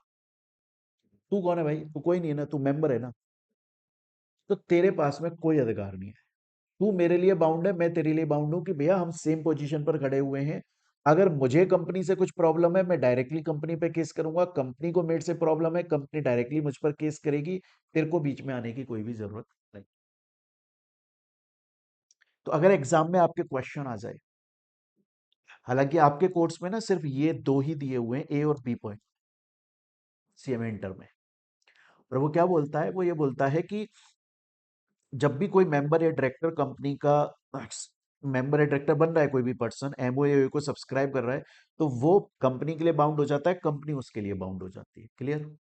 स्टूडेंट बोलता है सर मेरे को यहां तक की बात पूरी तरीके से समझ में आ गई। तो अभी तक हमने पढ़ा एमओए क्या है, एओए क्या है, एमओए के 6 क्लॉजेस, एमओ और एओए की हमने टेबल्स पूरी तरीके से कंप्लीट कर ली है। अब हम पढ़ेंगे प्यारे बच्चों हमारे चैप्टर का नेक्स्ट पार्ट, जो कि है alteration of MOA and alteration of AOA, कि आखिर एमओए को कैसे ऑल्टर किया जाता है, एओए को कैसे ऑल्टर किया जाता है। तो चलिए अब हम वो पढ़ना स्टार्ट करते हैं। अब आता है, अब हम स्टार्ट करेंगे अपना alteration of MOA and AOA. हमने ये पढ़ लिया मेमोरेंडम ऑफ एसोसिएशन क्या है, हमने ये पढ़ लिया आर्टिकल्स ऑफ एसोसिएशन क्या है, और उसकी पूरी डिटेल्स हम लोगों ने अभी तक कंप्लीट कर ली। अब क्वेश्चन ये आता है कि सर सपोज करिए कोई कंपनी अपना नाम चेंज करना चाहती है, या कोई कंपनी अपना रजिस्टर्ड ऑफिस एड्रेस चेंज करना चाहती है, कोई कंपनी अपना ऑब्जेक्ट चेंज करना चाहती है, मतलब एमओए को चेंज करना चाहती है, या फिर कोई कंपनी अपने आर्टिकल्स ऑफ एसोसिएशन को चेंज करना चाहती है। तो पहली बात तो क्या वो कंपनी अपनी एमओए को एओए को चेंज कर सकती है, ऑल्टर कर सकती है? और अगर हाँ कर सकती है तो कैसे कर सकती है, क्या प्रोसेस है, क्या टर्म्स कंडीशंस हैं, एक बार वो हम पूरा पढ़ लेते हैं। चलिए, तो सबसे पहले प्यारे बच्चों हम लोग पढ़ना, सबसे पहले हम एमओए को ऑल्टर करेंगे, मेमोरेंडम ऑफ एसोसिएशन को ऑल्टर करेंगे। मैंने आप लोगों को जब ये चैप्टर स्टार्ट करा तब भी बताया था, मैंने आपसे बोला था कि एमओए सेक्शन 4 में डिफाइंड है, लेकिन उसका ऑल्ट्रेशन सेक्शन 13 में डिफाइंड है। उसी तरह से आर्टिकल्स ऑफ एसोसिएशन होता क्या है, ये सेक्शन 5 में डिफाइंड है, लेकिन उसका ऑल्ट्रेशन सेक्शन 14 में डिफाइंड है। आ रही है मेरी बात आपको यहां तक समझ में? तो अब हम सेक्शन 13 पढ़ना स्टार्ट करेंगे, ऑल्ट्रेशन ऑफ एमओए। और इसमें सबसे पहले जो हम ऑल्टर करेंगे, वो हम ऑल्टर करेंगे मेमोरेंडम ऑफ एसोसिएशन। एमओए को हम लोग ऑल्टर करेंगे। क्वेश्चन आता है कि सर मेमोरेंडम ऑफ एसोसिएशन कैसे ऑल्ट सॉरी नेम क्लॉज कैसे ऑल्टर किया जा सकता है, एमओए का पहला क्लॉज कैसे ऑल्टर किया जा सकता है? बड़े ध्यान से सुनिएगा प्यारे बच्चों। अगर कोई भी कंपनी अपना नाम चेंज करना चाहती है तो सिर्फ दो कंडीशन है, दो कंडीशन फुलफिल कर दो, कंपनी अपना नाम चेंज कर लेगी। सर वो दो कंडीशंस क्या हैं? एक तो है सेंट्रल गवर्नमेंट की प्रायर अप्रूवल, सेंट्रल गवर्नमेंट की अप्रूवल, और दूसरी कंडीशन है जनरल मीटिंग में स्पेशल रिजोल्यूशन पास करना। मेंबर्स को बुलाया जाए, उनके सामने प्रपोजल रखा जाए, और अगर 75% या उससे ज्यादा वोट फेवर में आ जाती है तो वो रिजोल्यूशन पास होता है। मतलब मेंबर्स बोल रहे हैं कि ठीक है आप अपनी कंपनी का नाम चेंज कर लो, हमें कोई दिक्कत नहीं है। स्टूडेंट बोलता है कि सर मेरे को समझ में आ गया, अगर कोई भी कंपनी अपना नाम चेंज करना चाहती है तो सिर्फ दो कंडीशंस हैं, वो दो कंडीशंस को पूरा कर लो और आपकी कंपनी का नाम चेंज हो जाएगा। पहली कंडीशन है सेंट्रल गवर्नमेंट की प्रायर अप्रूवल ले लो, और दूसरी कंडीशन है भैया जनरल मीटिंग बुलाओ मेंबर्स की, उनके सामने प्रपोजल रखो, उनसे बोलो कि हम अपनी कंपनी का नाम चेंज करना चाहते हैं, आप वोट दीजिए। अगर 75% 75% या उससे ज्यादा वोट फेवर में आ गई तो स्पेशल रिजोल्यूशन पास हो जाएगा और हम अपनी कंपनी का नाम ऑल्टर कर लेंगे। स्टूडेंट बोलता है ठीक है सर, मेरे को आपकी बात यहां तक समझ में आ गई, मेरे को आपकी बात यहां तक समझ में आ गई। अब मेरी बात को बड़े ध्यान से सुनिएगा प्यारे बच्चों, मैं आपको एक बहुत इंपॉर्टेंट बात बताने वाला हूं। हम लोगों ने जब कंपनी का इनकॉर्पोरेशन पढ़ा था, हम लोगों ने जब कंपनी का इनकॉर्पोरेशन पढ़ा था कि कंपनी को आखिर बनाया कैसे जाता है, इनकॉर्पोरेट कैसे किया जाता है, तो मैंने आपको बोला था कि कंपनी को इनकॉर्पोरेट करने के लिए, कंपनी को बनाने के लिए हमें आइए स्पाइस प्लस यूज करना पड़ता है, स्पाइस प्लस फॉर्म को, है ना। उसमें हमने ये भी पढ़ा था कि आपको कंपनी का नाम पहले अवेलेबिलिटी ऑफ नेम देखनी पड़ती है, और एक बार नेम अवेलेबल हो गया तो वो पर्टिकुलर टाइम के लिए रिजर्व हो जाता है कि इतने टाइम में कंपनी को इनकॉर्पोरेट कर लो। वो हमने अपने लास्ट क्लास के अंदर पढ़ लिया था पहले।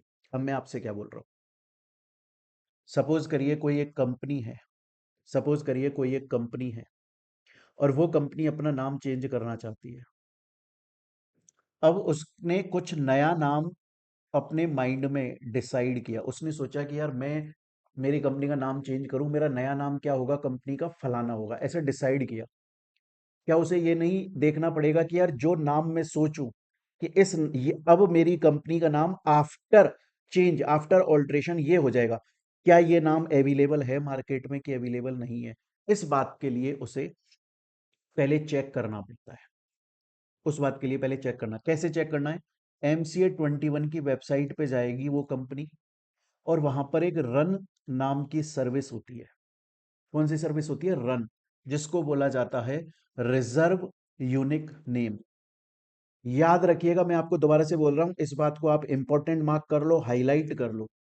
ये जो रन सर्विस है, ये तब काम में आती है जब कंपनी ऑलरेडी इनकॉर्पोरेटेड कंपनी अपने नाम को चेंज कर रही है, और आफ्टर चेंज जो उसका नाम हो जाएगा उसकी वो अवेलेबिलिटी चेक करिए, क्या ये नाम अवेलेबल है, तो रन सर्विस यूज में होती है। देखो मैं आपको बताऊं, पहले, आज से कुछ सालों पहले, जब कंपनी को इनकॉर्पोरेट करते थे, incorporate at the time of incorporation company को बनाते थे, उस टाइम पे रन सर्विस को यूज किया जाता था। लेकिन फिर ऑल्ट्रेशन आया, चेंज आ गया, और बोला गया कि जब कंपनी को पहली बार बनाया जा रहा है, उस वक्त अगर कंपनी का नाम चूज करना है, अवेलेबिलिटी ऑफ नेम देखना है, तो स्पाइस प्लस यूज करो। लेकिन अगर कंपनी इनकॉर्पोरेट हो गई, उसके बाद में अगर आपको कंपनी का नाम चेंज करना है, तो उस वक्त आपको जो फैसिलिटी यूज करनी है वो है run service, reserve unique name service. Student बोलता है सर मेरे को यहां तक की कहानी समझ में आ गई।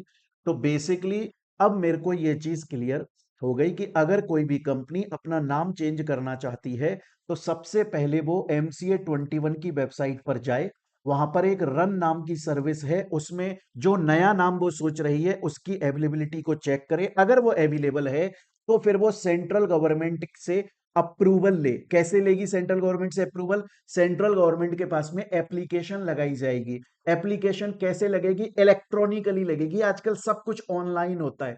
कौन से फॉर्म में सेंट्रल गवर्नमेंट के पास एप्लीकेशन लगाई जाती है? ई फॉर्म INC 24 के अंदर सेंट्रल गवर्नमेंट के पास में एप्लीकेशन लगाई जाती है।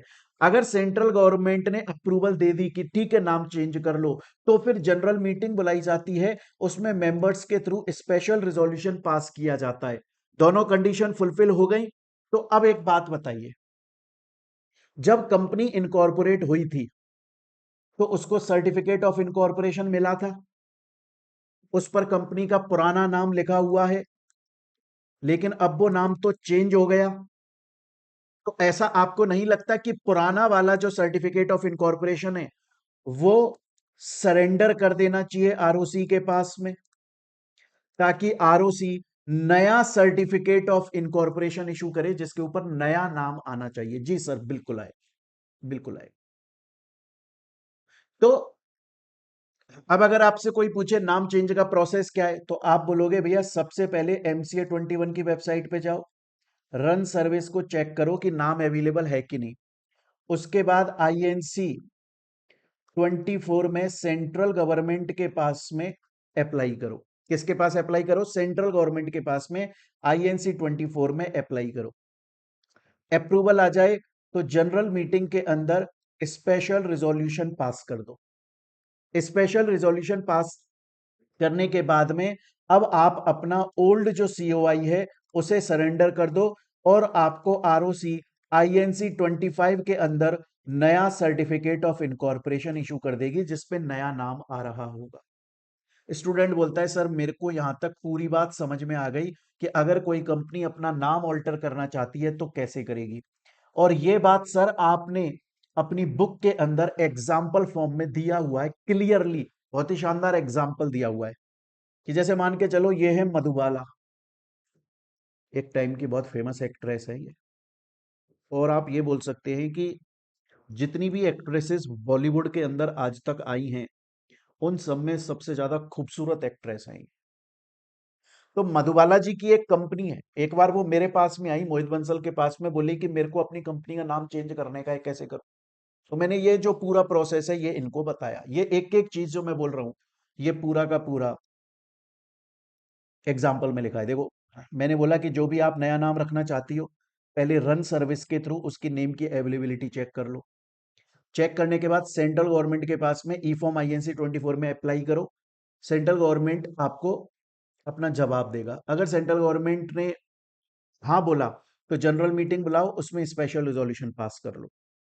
हो गया, दोनों कंडीशन फुलफिल, नाम चेंज हो गया। अब ROC के पास में पुराना वाला COI सरेंडर कर दो, नया वाला INC 25 में ले लो। स्टूडेंट बोलता है सर मेरे को यहां तक की बात समझ में आ गई, लेकिन एक कहानी सुनिएगा बड़े बच्चों, बड़े इंपॉर्टेंट बात बताने जा रहा हूं। एक बार मेरे पास में कैटरीना कैफ आई। कौन आई? कैटरीना कैफ। ये रही हमारी कैटरीना कैफ, पापा की परी। आजकल ये मीम चलता है ना ऐसा। चलिए, कैटरीना कैफ मेरे पास में आई और कैटरीना कैफ ने आकर मुझको बोला, बोला सर मेरी कंपनी का जो आज प्रेजेंट में नाम है, आज के टाइम पर जो मेरी कंपनी का नाम है, वो है के प्राइवेट लिमिटेड कंपनी, और मैं अपनी कंपनी का नाम चेंज करना चाहती हूं। तो मैंने कहा यार आपका प्रेजेंट जो नाम है वो है के प्राइवेट लिमिटेड कंपनी, आप चेंज करने के बाद में अपनी कंपनी का क्या नाम रखना चाहती हो? तो उन्होंने बोला चेंज करने के बाद में मैं मेरी कंपनी का नाम रखना चाहती हूं के लिमिटेड कंपनी। चेंज करने के बाद में मैं अपनी कंपनी का नाम रखना चाहती हूं के लिमिटेड कंपनी। तो मैंने बोला कि आपकी कंपनी का नाम तो सेम हो गया, सिर्फ आपने प्राइवेट जो शब्द था आपकी कंपनी के नाम में, सिर्फ उसको डिलीट कर दिया। या उल्टा कर लेते हैं एक बार, कि अभी कंपनी का नाम के लिमिटेड कंपनी है, अभी कंपनी का नाम के लिमिटेड कंपनी है, और वो अपनी कंपनी का नाम चेंज कर रही है, लेकिन पूरा नाम चेंज नहीं हो रहा है, पूरा का पूरा नाम एज इट इज है, जैसे पहले नाम था कंपनी का, आज भी वही नाम है कंपनी का। सिर्फ कंपनी के नाम में से प्राइवेट वर्ड को या तो डिलीट किया जा रहा है, प्राइवेट वर्ड पहले था कंपनी के नाम में अब हटाया जा रहा है, या फिर प्राइवेट वर्ड को ऐड किया जा रहा है। अभी तक कंपनी के नाम में प्राइवेट शब्द नहीं था, अब ऐड किया जा रहा है। बाकी पूरा का पूरा नाम सेम है, सिर्फ क्या चेंज किया जा रहा है नाम के अंदर, या तो प्राइवेट शब्द को हटाया जा रहा है या प्राइवेट शब्द को जोड़ा जा रहा है। मैंने बोला सुनो, सुनो कैटरीना जी, हमारा कंपनी लॉ क्लियरली बोलता है कि अगर आप अपनी कंपनी का नाम चेंज कर रहे हो, लेकिन आप कंपनी के नाम के अंदर जो चेंज लेकर आ रहे हो उसमें कंपनी का पूरा नाम चेंज नहीं हो रहा है, सिर्फ आप प्राइवेट शब्द को या तो ऐड कर रहे हो या प्राइवेट शब्द को डिलीट कर रहे हो, बाकी पूरा का पूरा नाम वही है जो पहले था। तो फिर उस केस में आपको सेंट्रल गवर्नमेंट की अप्रूवल लेने की जरूरत नहीं है, नहीं है। सिर्फ जनरल मीटिंग बुलाओ और स्पेशल रिजोल्यूशन पास करवा। स्टूडेंट बोलता है सर मेरे को यहां तक की कहानी समझ में आ गई, मेरे को समझ में आ गया सर, और 100% तरीके से क्लियर हो गया। लेकिन मैं आपको एक बात बताऊं बच्चों, आप अगर ये बोलोगे ना कि सर मेरे को समझ में आ गया और मेरे को 100% क्लियर हो गया, तो मैं बोलूंगा नहीं हुआ अभी 100% क्लियर। क्लियर तो क्लियर जो हुआ है कॉन्सेप्ट आपको, वो 80% हुआ है, बाकी 20% तो अभी आपने रट लिया है, क्योंकि क्लियर अब मैं करूंगा। सुनिए मेरी बात को, मैं क्वेश्चन पूछ रहा हूं आपसे। एक बात बताओ, जब मैंने आपसे ये बोला कि अगर कोई भी कंपनी अपना नाम चेंज करना चाहती है तो दो कंडीशन फुलफिल करनी पड़ती हैं, पहला सेंट्रल गवर्नमेंट की अप्रूवल और दूसरा जनरल मीटिंग में स्पेशल रिजोल्यूशन। ऐसा क्यों? ऐसा इसलिए, पता है जब भी सेंट्रल गवर्नमेंट आ जाए बीच में, भारत की सरकार, भारत की सरकार, इंडियन गवर्नमेंट, सेंट्रल गवर्नमेंट जब भी आ जाए ना कि सेंट्रल गवर्नमेंट की अप्रूवल लेनी है, इसका मतलब है कि कहीं ना जो ट्रांजैक्शन हो रहा है, जिस ट्रांजैक्शन के लिए हमें सेंट्रल गवर्नमेंट की अप्रूवल लेनी है, वो ट्रांजैक्शन कुछ इस नेचर का है कि उस ट्रांजैक्शन की वजह से पब्लिक का, जनता जनार्दन का लॉस हो सकता है। सकता है। कैसे सर? सपोज करिए आज एक कंपनी है रिलायंस नाम की, सपोज करिए आज एक कंपनी है रिलायंस नाम की, और बहुत सारी पब्लिक ने उसके शेयर्स परचेज किए हुए हैं। बहुत सारी पब्लिक ने उसके शेयर्स खरीदे हुए हैं, मतलब पैसा इन्वेस्ट किया लंबा चौड़ा। जनता ने अपना पैसा लगाया रिलायंस कंपनी में भरोसे पे। आज वो कंपनी अपना नाम चेंज करके और वो कंपनी बन जाती है एक्स वाई जेड कंपनी। सुबह जब लोग उठेंगे वो बोलेंगे मर गए भाई, कल ही तो रिलायंस में पैसा लगाया था, रिलायंस नाम की कंपनी गायब हो गई, रिलायंस नाम की कंपनी ही उड़ गई। पैनिक हो जाएगा, पैनिक। इसलिए एक्चुअली में क्या होता है, इसीलिए बोला जाता है कि भैया आप अगर अपना नाम चेंज करना चाहते हो पहले सेंट्रल गवर्नमेंट से अप्रूवल लो। जब सेंट्रल गवर्नमेंट के पास एप्लीकेशन जाती है ना INC 24 में, तो सेंट्रल गवर्नमेंट ये चेक करता है कि नाम चेंज होने की वजह से कहीं पब्लिक में पैनिक तो नहीं आ जाएगा।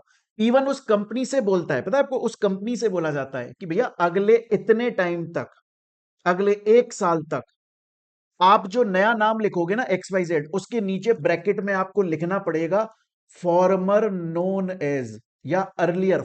लीगल टर्म फॉर्मर होता है कि पहले इस कंपनी को रिलायंस नाम से बोला जाता था। आपने एड देखा होगा कभी, Hutch is now Vodafone, Hutch is now Vodafone, Hutch is now Vodafone. ये 2005 6 7 के टाइम पर बड़ा चला करता था ये एड, क्योंकि पहले जो वोडाफोन कंपनी है ना उसका नाम हच था। फिर उसने जब अपना नाम चेंज किया ना, तो उसने अगले 1 साल तक इस बात को लोगों को बताया कि Hutch is now Vodafone, Hutch अब वोडाफोन बन गई है। तो इसीलिए जब भी कोई कंपनी अपना नाम चेंज करती है ना, तो सेंट्रल गवर्नमेंट से प्रायर अप्रूवल लेनी पड़ती है, और उसकी एक वजह होती है सेंट्रल गवर्नमेंट से अप्रूवल लेने की। वजह क्या होती है? वजह ये होती है कि भैया सेंट्रल गवर्नमेंट ना पहले ही न्यूज़पेपर्स में एडवर्टाइजमेंट करवा देती है और कंपनी से बोल देती है कि तुम्हारा जब नाम चेंज हो जाएगा ना, उसके अगले 1 साल तक तुम अपना, या पर्टिकुलर टाइम तक जो सेंट्रल गवर्नमेंट ने बोला, इतने टाइम तक तुम अपने नए नाम के नीचे ये लिखना कि इस कंपनी का पुराना नाम ये है, इस कंपनी का पुराना नाम ये है, ताकि लोग पैनिक ना हो। लेकिन लेकिन सर, आपने बोला कि अगर कंपनी का नाम चेंज हो रहा है और कंपनी के नाम चेंज के अंदर पूरा नाम चेंज नहीं हो रहा है कंपनी का, सिर्फ प्राइवेट शब्द को या तो ऐड किया जा रहा है या प्राइवेट शब्द को डिलीट किया जा रहा है, बाकी पूरा का पूरा नाम सेम है, तो उस केस में सेंट्रल गवर्नमेंट की अप्रूवल नहीं लेनी, सिर्फ स्पेशल रिजोल्यूशन से काम चल जाएगा। क्योंकि यार, अगर कंपनी का नाम है अगर कंपनी का नाम है रिलायंस प्राइवेट लिमिटेड, और अब उसका नाम रिलायंस लिमिटेड बन जाता है, क्या पब्लिक को ऐसा लगेगा कि कंपनी कहाँ चली गई हमारी? नहीं लगेगा यार दोस्त। सेम ही तो नाम है यार भाई, यार बस प्राइवेट से प्राइवेट शब्द को हटा दिया या प्राइवेट शब्द को ऐड कर लिया। स्टूडेंट बोलता है सर मेरे को यहां तक समझ में आ गया, सर मेरे को 100% समझ में आ गया, फिर भी मैं बोलता हूं नहीं आया आपको। अब आपको 10% और समझ में आ गया, 90% कॉन्सेप्ट क्लियर हो गया आपका। 10% अभी भी बचा है, 10% अभी भी बचा है। मैं आपसे एक क्वेश्चन पूछना चाहता हूं। सपोज करिए एक कंपनी है जिसका नाम है रिलायंस लिमिटेड कंपनी, और वो कंपनी अब अपना नाम चेंज कर रही है, और उस कंपनी का नाम हो जाएगा अब, after change, after alteration of name, उस कंपनी का नाम क्या हो जाएगा? Reliance private limited company. आप बोल रहे हो कि सिर्फ स्पेशल रिजोल्यूशन पास करवा लो जनरल मीटिंग में, सेंट्रल गवर्नमेंट की अप्रूवल लेने की जरूरत नहीं है।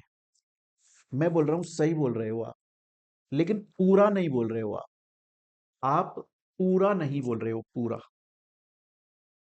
आपको पता है क्या बोलना है? आपको यह बोलना है कि अगर, क्योंकि इस कंपनी के नाम के अंदर सिर्फ इतना चेंज हो रहा है कि प्राइवेट शब्द को ऐड किया जा रहा है, इसलिए हमें सेंट्रल गवर्नमेंट की अप्रूवल नहीं लेनी, इस नाम चेंज के लिए, नाम चेंज के लिए सेंट्रल गवर्नमेंट की अप्रूवल नहीं लेनी, नाम चेंज करने के लिए सिर्फ स्पेशल रिजोल्यूशन इनफ है।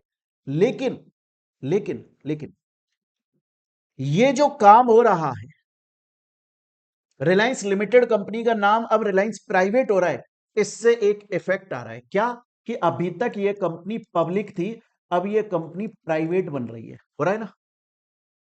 तो आपको सेंट्रल गवर्नमेंट से अप्रूवल लेनी है, किस बात की, किस बात की, कि हम हमारी पब्लिक कंपनी को प्राइवेट कंपनी में कन्वर्ट कर रहे हैं, इस बात की याद रखिएगा।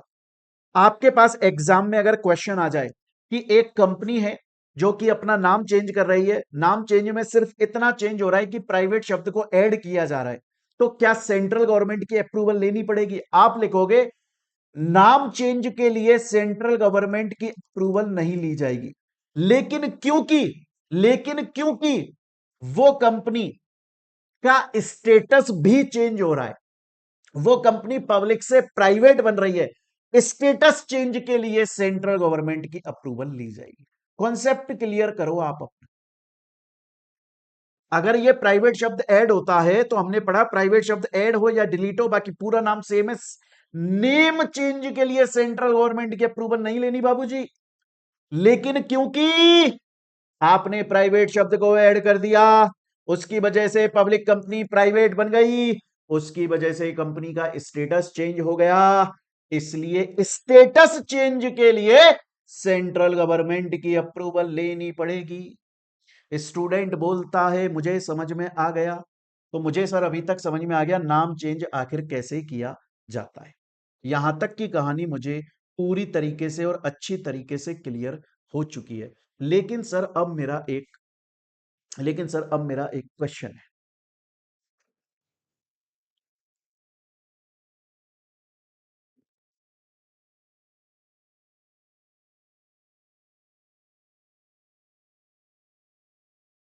लेकिन सर अब मेरा एक क्वेश्चन है, और मेरा क्वेश्चन ये है सर कि सपोज कीजिए, अब मेरा क्वेश्चन ये है सर कि सपोज कीजिए सर कि एक कंपनी इनकॉर्पोरेट हुई। अलवर में ऐसा हुआ था, अलवर राजस्थान के अंदर एक शहर है। वहां पर एक्चुअली में पता है कैसा हुआ, वहां पर एक कंपनी स्टार्ट करी गई और उस कंपनी का नाम रखा गया तोताराम नमकीन नमकीन फलाना लिमिटेड, ऐसे करके ये नाम रखा गया, या तोताराम लिमिटेड ऐसे एक कंपनी इनकॉर्पोरेट की गई। अलवर के अंदर ऑलरेडी तोताराम से एक कंपनी चल रही थी जो कि स्वीट्स मैन्युफैक्चर, नमकीन या मिठाइयाँ, ये सब खाने पीने का सामान बनाती थी, और बहुत फेमस फेमस धंधा था, बिजनेस था। होता है ना, आप कभी अपने शहर में देखोगे तो आपको कोई ऐसी शॉप या ऐसा कोई कंपनी मिलेगी कि आप उसकी मिसाल देते हैं कि यार देखो ये तो इंस्पिरेशन है, इसने तो एक छोटी सी दुकान से स्टार्ट करी थी, एंड खुद ही मिठाई बनाता था, खुद ही ये चीज़ें बनाता था, बट टेस्ट इतना अच्छा था ना कि फेमस होता गया, क्वालिटी देता गया, और आज कितना बड़ा एम्पायर खड़ा कर लिया। ऐसा होता है ना, आपने हर शहर में कोई ना कोई ऐसा निकल के आता है भैया कि इसने तो अपना पूरा मतलब इतना बड़ा ये सब सेटअप कर लिया। ऐसा ना अलवर के अंदर तोताराम नाम की एक कंपनी थी असलियत में, जो मिठाइयाँ, नमकीन ये सब बनाती थी और खुद मैन्युफैक्चर करती थी, लोगों को बड़ा ही पसंद आता था। लोग भरोसे से, मतलब अगर उसने मान के चलिए कोई नया आइटम, नया प्रोडक्ट दे दिया, उसने जैसे एक नया प्रोडक्ट दिया था समोसा, अभी तक वो नमकीन बनाती थी, मिठाई बनाई, फिर बोले हम समोसा भी बनाएंगे, तो लोगों ने आंख बंद करके उससे खरीदना स्टार्ट कर दिया कि यार इसकी क्वालिटी तो मतलब लाजवाब ही होगी ना, सोचना ही क्या है इस बारे में, ऐसा ऐसा हो गया। अब एक नई कंपनी इनकॉर्पोरेट हुई, उसने भी अपना नाम तोताराम रखा, तो कस्टमर सॉलिसिट हो गए, कस्टमर्स को लगा ये नई ब्रांच ओपन हो गई, वो यहां पर जब जाते तो माल सस्ता मिलता, लेकिन क्वालिटी एक नंबर की बेकार मिलती है, लेकिन क्वालिटी एक नंबर की बेकार मिलती है। इसका मतलब क्या है? इसका मतलब ये है कि एक कंपनी इनकॉर्पोरेट हुई है और उस कंपनी का नाम ऑलरेडी इनकॉर्पोरेटेड कंपनी के नाम से मिलता जुलता है। यह बात पता लग गई सेंट्रल गवर्नमेंट को। कैसे, क्या, किसको पता लग गई? यह बात पता लग गई सेंट्रल गवर्नमेंट। तो सेंट्रल गवर्नमेंट ने इस तोताराम कंपनी को सेंट्रल गवर्नमेंट ने इस तोताराम कंपनी को नोटिस दिया और नोटिस देकर क्या बोला कि सुनो भैया, आपका नाम ऑलरेडी इनकॉर्पोरेटेड कंपनी के नाम से मिलता जुलता है, इसलिए हम आपको नोटिस दे रहे हैं, आप अपना नाम चेंज करो, अदरवाइज आपको वाइंड अप कर दिया जाएगा, बंद कर, मतलब आपके ऊपर पेनल्टी लगाई जाएगी। पेनल्टी ये भी हो सकती है कि हम आपको बंद कर दें, वाइंड अप कर दें।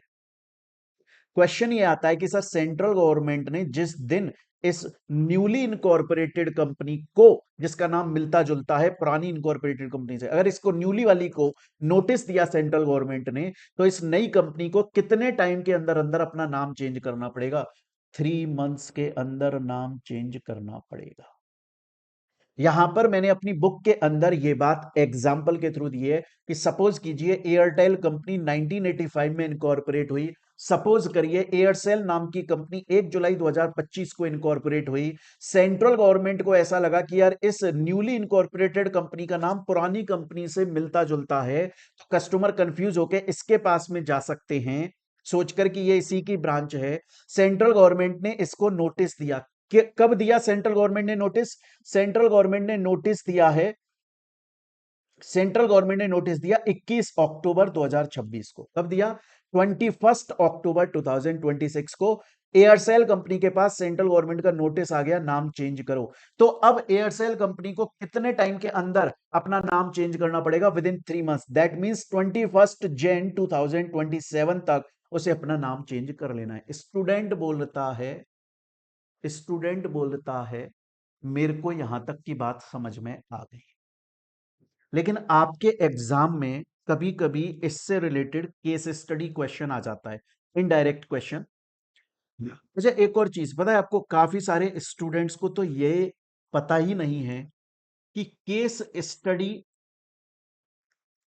क्वेश्चन डिफरेंट होते हैं केस लॉ से। केस स्टडी क्वेश्चन को हम इनडायरेक्ट क्वेश्चन भी बोलते हैं। केस लॉ का मतलब पता है क्या होता है? कि भैया ये जो प्रॉब्लम है इसके ऊपर पहले से कोई केस हो चुका है, उसके ऊपर ऑर्डर आ चुका है, उस केस का नाम बताओ, फलाना वर्सेस फलाना, उसे केस लॉ बोलते हैं। आपके एग्जाम में केस लॉ का बहुत कोई क्वेश्चन आता नहीं है, पर बच्चा को पता ही नहीं है कि जो एग्जाम में उसके क्वेश्चन आता है वो केस स्टडी का आता है। केस स्टडी का मतलब क्या होता है? Indirect question. जैसे मैंने अभी ये क्वेश्चन बना दिया, इस तरीके का कोई क्वेश्चन आ जाए एग्जाम में, उसे केस स्टडी क्वेश्चन बोलते हैं, केस लॉ क्वेश्चन नहीं बोलते यार भाई। चलिए अब मेरी बात को बड़े ध्यान से सुनिएगा। अब मेरी ये एक क्लियर हो गया। अब यहां पर आपको समझने वाली बात क्या है? सेंट्रल गवर्नमेंट को सेंट्रल गवर्नमेंट को कैसे पता लगा सेंट्रल गवर्नमेंट को कैसे पता लगा कि इस कंपनी का नाम ऑलरेडी इनकॉर्पोरेटेड कंपनी के नाम से मिलता जुलता है? ये सेंट्रल गवर्नमेंट को कैसे पता लगा?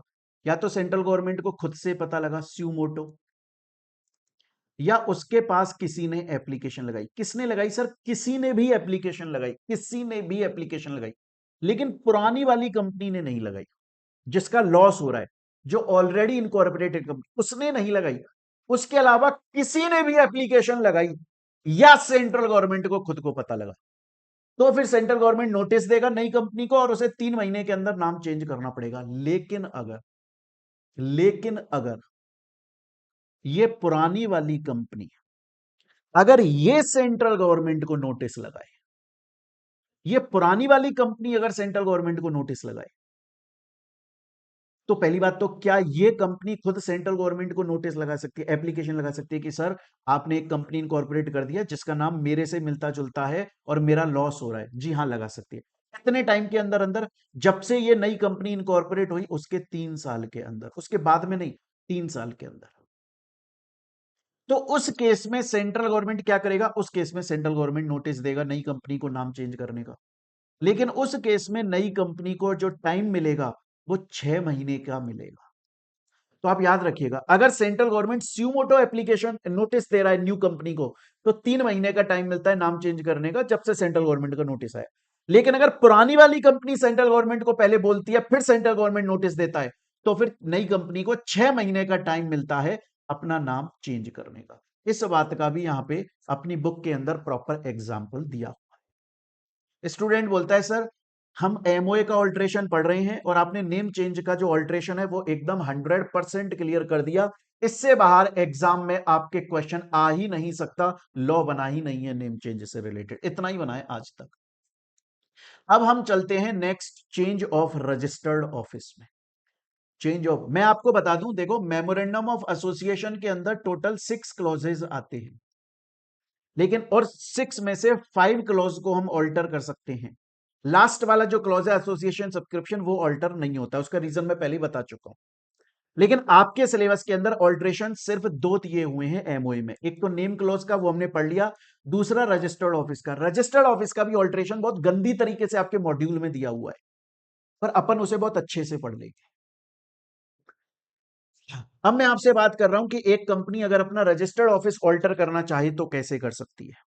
अगर कोई कंपनी अपना रजिस्टर्ड ऑफिस ऑल्टर करना चाहती है, अगर कोई कंपनी अपना रजिस्टर्ड ऑफिस ऑल्टर करना चाहती है, तो प्यारे बच्चों वो कंपनी अपना रजिस्टर्ड ऑफिस ऑल्टर कर सकती है 4 में से किसी एक तरीके से। मतलब रजिस्टर्ड ऑफिस 4 में से किसी एक तरीके से चेंज हो सकता है।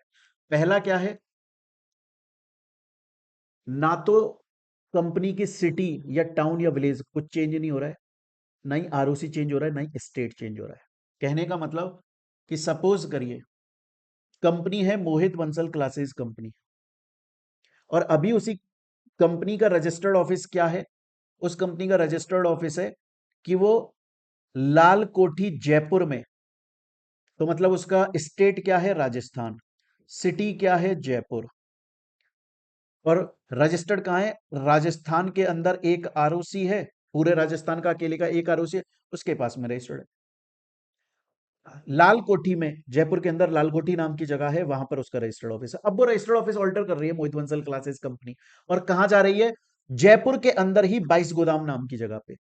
सिटी चेंज नहीं हो रही, जयपुर का जयपुर में है, जयपुर का जयपुर में है, सिटी चेंज नहीं हो रही, टाउन या विलेज कुछ चेंज नहीं हो रहा है, स्टेट चेंज नहीं हो रहा है, राजस्थान का राजस्थान में, आरओसी चेंज नहीं हो रहा है, अभी भी राजस्थान के आरओसी के पास रजिस्टर थे, पहले भी, आज भी राजस्थान के आरओसी के पास रजिस्टर है।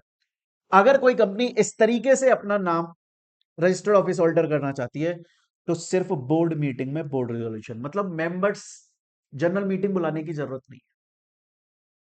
जनरल मीटिंग बुलाने में खर्चा होता है भाई, मेंबर्स आते हैं, उनके लिए पूरा ऑडिटोरियम बुक करो, खाने पीने की व्यवस्था करो, नोटिस भेजो पहले, उनके पोस्ट का खर्चा, कुरियर का।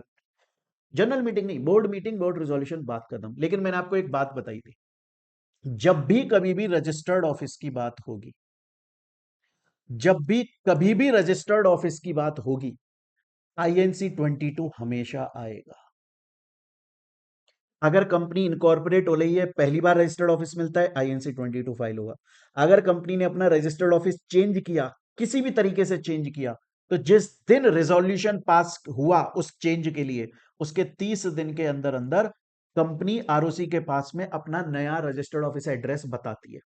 कैसे बताती है आरओसी को, आईएनसी 22 इलेक्ट्रॉनिक फॉर्म फाइल करके। स्टूडेंट बोलता है मेरे को पहला तरीका आ गया, अब चलते हैं हम दूसरे तरीके पे।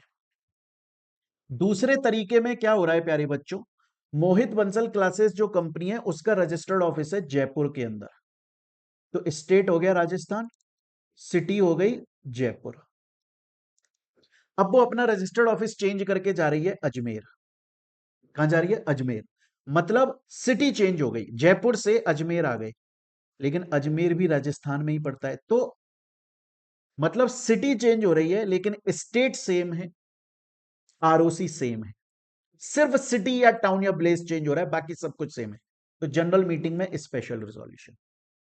तो कौन कौन से फॉर्म फाइल होंगे आरओसी के पास में, 2 फॉर्म फाइल होंगे। पहला कौन सा, आईएनसी 22, अभी अभी बताया, जब भी रजिस्टर्ड ऑफिस चेंज होगा आईएनसी 22 फाइल करना है 30 दिन के अंदर। और दूसरा कौन सा, एमजीटी 14।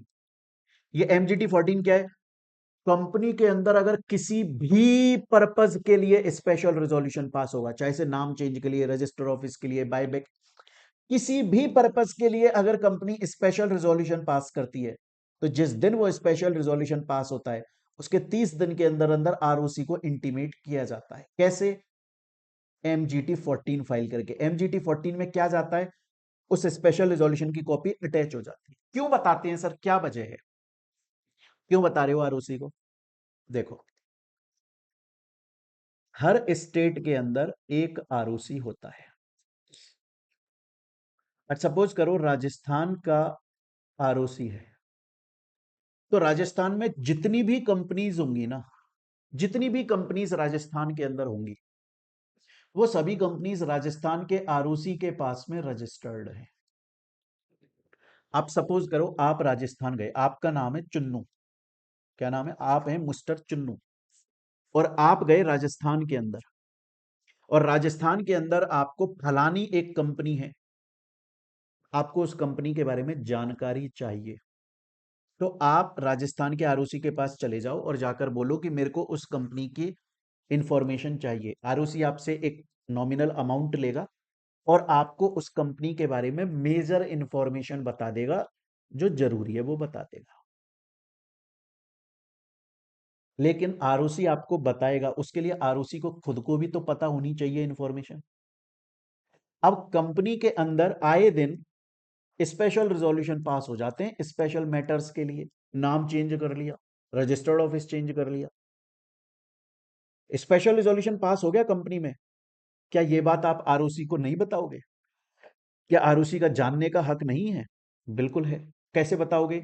जब भी कभी भी स्पेशल रिजोल्यूशन पास होगा, उसके 30 दिन के अंदर अंदर स्पेशल रिजोल्यूशन की एक कॉपी एमजीटी 14 में आरओसी को भेजी जाएगी। स्टूडेंट बोलता है मजा ही आ गया सर कुछ मुझे आज।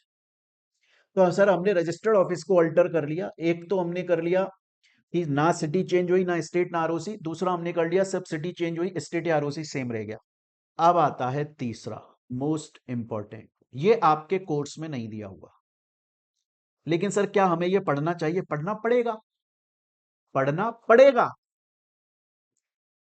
पढ़ना पड़ेगा। क्यों? क्योंकि मैं आपको एक चौथी तरीके का भी तो आरओसी का ऑल्ट्रेशन बताऊंगा रजिस्टर्ड ऑफिस का, उसके लिए तीसरा तो पढ़ ही लो पहले, वरना कैसे काम चलेगा। रटन विद्या करनी है आपको, रटना ही है तो बात अलग है। अगर आप इतने कैपेबल इंसान हैं कि आप लॉ को रट लेते हैं, तो माय डियर फ्रेंड आप गॉड गिफ्टेड हैं। चलिए, अब हम आरओसी चेंज, अब हम रजिस्टर्ड ऑफिस चेंज कर रहे हैं। कैसे कर रहे हैं? बड़े ध्यान से सुनिए, कैसे कर रहे हैं। सिटी चेंज हो रही है, सिटी चेंज हो रही है, आरओसी चेंज हो रहा है, स्टेट सेम है। स्टूडेंट बोलता है सर आप इतनी देर से, जब से आपने कंपनी लॉ हमें पढ़ाना स्टार्ट किया, तब से आपने एक बात बोली है, बार बार बोली है सर। आपने बोला है कि एक स्टेट में एक आरओसी होता है। अगर एक स्टेट में एक ही आरओसी होता है, अगर एक स्टेट में सिर्फ एक ही आरओसी होता है, तो सर फिर आप ये कैसे बोल रहे हो कि एक कंपनी अपना रजिस्टर्ड ऑफिस चेंज कर रही है, जिसमें आरओसी तो चेंज हो रहा है पर स्टेट सेम है? पॉसिबल कैसे? जब एक स्टेट में एक ही आरओसी होता है, तो सेम स्टेट में आरओसी चेंज कैसे हो जाएगा? क्योंकि मेरे भैया, ये जो इंडिया कंट्री है ये बहुत बड़ी है, और इस इंडिया कंट्री के अंदर सिर्फ दो ही ऐसे स्टेट हैं जहां पर एक से ज्यादा आरओसी है। अदरवाइज अदरवाइज मैं आज भी अपनी बात पर टिका हूं कि एक स्टेट में एक ही आरओसी होता है, मात्र एक ही आरओसी होता है, ओनली वन आरओसी, सिर्फ एक आरओसी। परंतु इंडिया के अंदर दो ऐसे स्टेट हैं जिनके अंदर एक से ज्यादा आरओसी है। सर वो कौन कौन सा है? एक है महाराष्ट्र, जिसमें पुणे में एक आरओसी है और मुंबई में एक आरओसी है। सर ऐसा क्यों? अरे यार, महाराष्ट्र के अंदर कितनी सारी कंपनीज है तुमको पता है? बहुत कंपनीज है भाई, बहुत कंपनीज है। सिटी ऑफ ड्रीम्स, ख्वाबों का शहर है ये, राज्य है, बहुत सारी कंपनीज है यहां पर। एक अकेला आरओसी बेचारा इतनी कंपनियों को कैसे संभालेगा यार। इसलिए पुणे में भी एक आरओसी कर दिया, मुंबई में भी एक आरओसी कर दिया, इसलिए महाराष्ट्र में एक से ज्यादा आरओसी है। और दूसरा स्टेट है तमिलनाडु। सिर्फ दो ही ऐसे स्टेट है इंडिया के अंदर जहां पर एक से ज्यादा आरओसी है, अदरवाइज बाकी सब स्टेट में एक ही आरओसी है। स्टूडेंट बोलता है बात समझ में आ गई सर। अब जो मैं आपको ये वाला ऑल्ट्रेशन पढ़ाने जा रहा हूं, ये वाला मैं आपको जो ऑल्ट्रेशन पढ़ाने जा रहा हूं, इसको बड़े ध्यान से पढ़िएगा, क्योंकि मैं जो आपको मैंने बोला ना, रजिस्टर्ड ऑफिस को हम चार तरीके से ऑल्टर कर सकते हैं, दो तो हमने पढ़ लिए। तीसरा मैंने बोला आरओसी चेंज हो रहा है, स्टेट सेम है। चौथा पता है मैं क्या बोलूंगा, सब कुछ चेंज हो रहा है। मतलब आरओसी भी चेंज हो रहा है, स्टेट भी चेंज हो रहा है, स्टेट भी चेंज हो रहा है। मतलब राजस्थान से हरियाणा में जा रहे हो, यूपी में जा रहे हो, पंजाब में जा रहे हो, महाराष्ट्र में जा रहे हो, स्टेट भी चेंज हो रहा है। और याद रखिएगा, जब मैं आपसे बोलूंगा ना कि स्टेट सेम है, सिर्फ आरओसी चेंज हो रहा है तीसरे नंबर का, और मैं चौथे नंबर का आपको बोलूंगा कि आरओसी भी चेंज हो रहा है, स्टेट भी चेंज हो रहा है, दोनों का प्रोसेस सेम होता है। बस एक फर्क पड़ जाता है। क्या फर्क पड़ जाता है? अथॉरिटी का फर्क पड़ जाता है। वो अभी हम समझने की कोशिश करेंगे, वो अभी हम समझने की कोशिश करेंगे। अब मैं आपको तीसरे नंबर के तरीके से रजिस्टर्ड ऑफिस का ऑल्ट्रेशन समझा रहा हूं। फिर बोल रहा हूं आपके सिलेबस में नहीं है, पर एग्जाम में क्वेश्चन आ जाते हैं। अगर कोई कंपनी अपना एक आरओसी से दूसरे आरओसी में जा रही है पर स्टेट सेम है, तो उसके लिए उसे एक अथॉरिटी से अप्रूवल लेनी पड़ती है, और उस अथॉरिटी का नाम है रीजनल डायरेक्टर। क्या नाम है उसका? उसका नाम है रीजनल डायरेक्टर। उसका नाम है रीजनल डायरेक्टर। रीजनल डायरेक्टर का मतलब क्या होता है? रीजन का मतलब होता है एरिया, और डायरेक्टर का मतलब है डायरेक्टर। ये एक ऐसी अथॉरिटी है जो स्टेट लेवल पर काम करती है। अगर कोई भी कंपनी अपना रजिस्टर्ड ऑफिस चेंज कर रही है बट स्टेट सेम है, तो रीजनल डायरेक्टर से अप्रूवल लेनी पड़ती है। कैसे? आईएनसी 23 में एप्लीकेशन फाइल करी जाती है। आईएनसी 23 के अंदर एप्लीकेशन फाइल करी जाती है। आ रही है मेरी बात समझ में यहां तक? आईएनसी 23 के अंदर एप्लीकेशन फाइल करी जाती है रीजनल डायरेक्टर के पास में।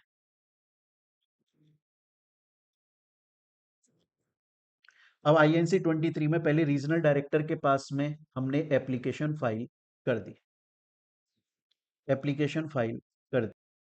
अब रीजनल डायरेक्टर के पास में एप्लीकेशन लग गई, तो रीजनल डायरेक्टर 30 दिन के अंदर अंदर रिप्लाई देगा। या तो रीजनल डायरेक्टर बोलेगा ठीक है अब नाम चेंज कर लो, या रीजनल डायरेक्टर मना कर देगा। मना कर देगा तो मैटर ही खत्म। लेकिन रीजनल डायरेक्टर ने अप्रूवल दी कि ठीक है आप अपना नाम चेंज कर लो। क्लियर है ये चीज यहां तक? तो जिस दिन रीजनल डायरेक्टर की अप्रूवल आई, जो कि उसे 30 दिन के अंदर देना ही देना है अप्रूवल, उसके 60 दिन के अंदर अंदर कंपनी रीजनल डायरेक्टर के उस अप्रूवल की कॉपी न्यू आरओसी को देगी और ओल्ड आरओसी को देगी। कौन देगा? कंपनी देगी। कितने दिन में देगी? 60 दिन में देगी। 60 दिन कब से? जब रीजनल डायरेक्टर का अप्रूवल आ गया उसके 60 दिन के अंदर अंदर न्यू आरओसी ओल्ड आरओसी। अब ये ओल्ड आरओसी, न्यू आरओसी क्या करेगा? नया सर्टिफिकेट ऑफ इनकॉर्पोरेशन इशू कर देगा 30 दिन में। और ओल्ड आरओसी क्या करेगा? ओल्ड आरओसी को 60 दिन मिलेंगे कि वो उसके पास में जितने भी डॉक्यूमेंट्स है वो न्यू आरओसी के पास में ट्रांसफर कर दे। सर इसके अलावा ये तो समझ में आ गया कि अगर कोई भी कंपनी अपना रजिस्टर्ड ऑफिस ऑल्टर कर रही है, एक आरओसी से दूसरे आरओसी में जा रही है, स्टेट सेम है, तो रीजनल डायरेक्टर की अप्रूवल जो कि आईएनसी 23 में लगेगी। ठीक है। उसके अलावा क्या होगा? न्यूज़पेपर में एडवर्टाइजमेंट, ताकि कोई हो ना ऐसा, अगर कोई ये बोले कि यार कंपनी का ये जो रजिस्टर्ड ऑफिस चेंज हो रहा है एक आरओसी से दूसरे आरओसी में, कहीं किसी को ऑब्जेक्शन तो नहीं है, तो आईएनसी 26 के अंदर न्यूज़पेपर में एडवर्टाइजमेंट आता है। सर क्या ऐसा हो सकता है कभी कंपनी को अगर ऐसे रजिस्टर्ड ऑफिस चेंज करना है तो किसी और अथॉरिटी की, टैक्स अथॉरिटी की, सेबी की अप्रूवल लेनी पड़ जाए? अगर लेनी पड़ रही है तो वो अप्रूवल लेगा। उसके अलावा दो काम तो होंगे ही होंगे। जनरल मीटिंग में स्पेशल रिजोल्यूशन पास होगा। तो दो फॉर्म फाइल हो रहे हैं, कौन से? एक तो एमजीटी 14 और एक आईएनसी 22। स्टूडेंट बोलता है सर मेरे को समझ में आ गया। अब मेरी बात को बड़े ध्यान से सुनिए। ये तो हमने बोला जब स्टेट सेम है एक आरओसी से दूसरे आरओसी में। तो हमने अप्रूवल किसके लिए? रीजनल डायरेक्टर की। जब हम फोर्थ तरीके के ऑल्ट्रेशन पे जाते हैं कि स्टेट भी चेंज हो रहा है, तो पूरा प्रोसेस जो अभी हमने पढ़ा वो सेम रहेगा एज इट इज, बस रीजनल डायरेक्टर की जगह सेंट्रल गवर्नमेंट अप्रूवल लेनी पड़ेगी। सर ऐसा क्यों? क्योंकि मैंने बोला था रीजनल डायरेक्टर स्टेट लेवल की अथॉरिटी। आप रीजनल डायरेक्टर के पास में जाते हो जब आपको स्टेट में काम है, लेकिन जब आपको स्टेट से ऊपर मतलब सेंट्रल, क्योंकि एक स्टेट से दूसरे स्टेट में जा रहे हो तो बात सेंट्रल लेवल पर आ गई, सेंट्रल गवर्नमेंट की अप्रूवल लेनी पड़ेगी। बाकी पूरा का पूरा प्रोसेस एज इट इज रहेगा। स्टूडेंट बोलता है सर मेरे को यहां तक की बात समझ में आ गई, यहां तक मेरे को किसी भी तरीके की कोई भी प्रॉब्लम नहीं है। यहां पर हमारा ऑल्ट्रेशन ऑफ एमओए खत्म हो जाता है और अब आ जाता है ऑल्ट्रेशन ऑफ एओए। क्वेश्चन आता है कि सर अगर कोई भी कंपनी आर्टिकल्स ऑफ एसोसिएशन को ऑल्टर करना चाहती है तो कैसे करेगी? बड़ा ही simple, general meeting, special resolution, matter खत्म। अगर कोई भी कंपनी अपने आर्टिकल्स ऑफ एसोसिएशन को ऑल्टर करना चाहती है तो जनरल मीटिंग में स्पेशल रिजोल्यूशन पास कर दे, 30 दिन के अंदर अंदर एमजीटी 14 आरओसी के पास में फाइल कर दे और एओए चेंज हो गया, एओए ऑल्टर हो गया। लेकिन अब एक क्वेश्चन आता है, और ये क्वेश्चन का आंसर आप तभी दे पाओगे जब मैंने आपको बोला इससे पहले जो हमारी क्लास थी वो आपने पढ़ ली है, जहां पर मैंने टाइप ऑफ कंपनी पढ़ाया था आपको, प्राइवेट पब्लिक कंपनी क्या होता है, जब मैंने वो बताया था। क्या बोलता है? बड़े ध्यान से सुनिएगा प्यारे बच्चों, बड़े ध्यान से सुनिएगा। ये बोलता है, ये बोलता है कि सपोज करिए एक पब्लिक कंपनी है और अभी उस पब्लिक कंपनी के आर्टिकल्स ऑफ एसोसिएशन में सेक्शन 2 सबसेक्शन 68 के 3 रेस्ट्रिक्शन नहीं आते। सर सेक्शन 2 सबसेक्शन 68 क्या है? प्राइवेट कंपनी इसके अंदर डिफाइंड है, और मैंने आपको बोला था प्राइवेट कंपनी पे 3 रेस्ट्रिक्शन लगते हैं। एक तो मैक्सिमम मेंबर 200, उसके सिक्योरिटीज फ्रीली ट्रांसफरेबल नहीं होती है, और वो पब्लिक को अपनी सिक्योरिटी सब्सक्राइब करने को इनवाइट नहीं कर सकती। मैं बोल रहा हूँ एक पब्लिक कंपनी है, ऑब्वियस बात है पब्लिक कंपनी के ऊपर तो ये रेस्ट्रिक्शन लगते नहीं है, तो उसके एओए में ये तीनों रेस्ट्रिक्शन नहीं आते। लेकिन अब वो कंपनी अपने एओए को अल्टर कर रही है, और ऑल्ट्रेशन का इफेक्ट ये आ रहा है कि अब उसके एओए में ये तीनों रेस्ट्रिक्शन आने लग जाएंगे। इसका मीनिंग क्या है? सर कंपनी पब्लिक से प्राइवेट हो रही है, तो अप्रूवल किसकी लेनी पड़ेगी? Central government. स्टूडेंट बोलता है सर मेरे को यहां तक आपकी बात पूरी तरीके से समझ में आ गई। तो मेरे को ये समझ में आ गया एमओए क्या होता है, मेरे को ये समझ में आ गया एओए क्या होता है, और मेरे को ये समझ में आ गया इन दोनों का अल्ट्रेशन कैसे होता है, कौन कौन से फॉर्म्स फाइल होते हैं, ए से लेके जेड तक मुझको सब कुछ क्लियर है। यहां तक कोई भी प्रॉब्लम नहीं है सर, मजा ही आ गया। अब एक क्वेश्चन आ जाता है सर, अब एक क्वेश्चन आ जाता है कि सर अगर किसी भी कंपनी ने अपने एमओए को अल्टर करा, एओए को अल्टर करा, तो फिर वो अल्ट्रेशन कर लेगी और नया एमओए एओए पब्लिश होकर आएगा। क्या नया एमओए एओए आरओसी को भी दिया जाएगा? ऑब्वियसली आरओसी, जब कंपनी इनकॉर्पोरेट हुई थी तब आपने आरओसी को अपना एमओए एओए दिया था, लेकिन अब तो वो एमओए एओए चेंज हो गया ना, तो जो ऑल्ट्रेशन हुआ है वो आपको एमओए एओए में करना पड़ेगा, और फिर नया वाला एमओए एओए आरओसी को जमा कराना पड़ेगा। कितने दिन में? 15 दिन। स्टूडेंट बोलता है सर मेरे को यहां तक की कहानी पूरी तरीके से अच्छी तरीके से समझ में आ गई, यहां तक मुझे एक भी परसेंट की प्रॉब्लम नहीं है। ये चैप्टर बच्चों अब अपना एंड होने पर आ चुका है, ये अपना चैप्टर एंड होने पर आ चुका है, बस थोड़ा सा इसमें टॉपिक बचा है, फिर ये अपना एंड हो जाएगा। अपनी ये जो कंपनी लॉ के मतलब सीएमए इंटर का जो हम लॉ पढ़ रहे हैं, इसकी जो हमारी रिवीजन क्लास है, ये कंपनी लॉ की सेकंड रिवीजन क्लास है। इससे पहले हमने एक रिवीजन क्लास पढ़ ली, उसका लिंक डिस्क्रिप्शन में है ही आपके पास में, और आज ये वाली कंप्लीट हो जाएगी जिसमें हमने पढ़ लिया एमओए क्या है, एओए क्या है, एमओए का अल्ट्रेशन, एओए का अल्ट्रेशन, ये क्लियर हो जाएगा। बस अब थोड़ा सा और बचा है, 15 मिनट की क्लास बची है। उसके बाद में फिर हम लोग अपनी नेक्स्ट क्लास के अंदर कंपनीज का कन्वर्जन पढ़ लेंगे, और कंपनीज का कन्वर्जन पढ़ने के बाद में फिर हम आगे के चैप्टर्स पे आ जाएंगे। तो पूरा अपना ऐसे एकदम सीरीज वाइज रिवीजन चल रहा है।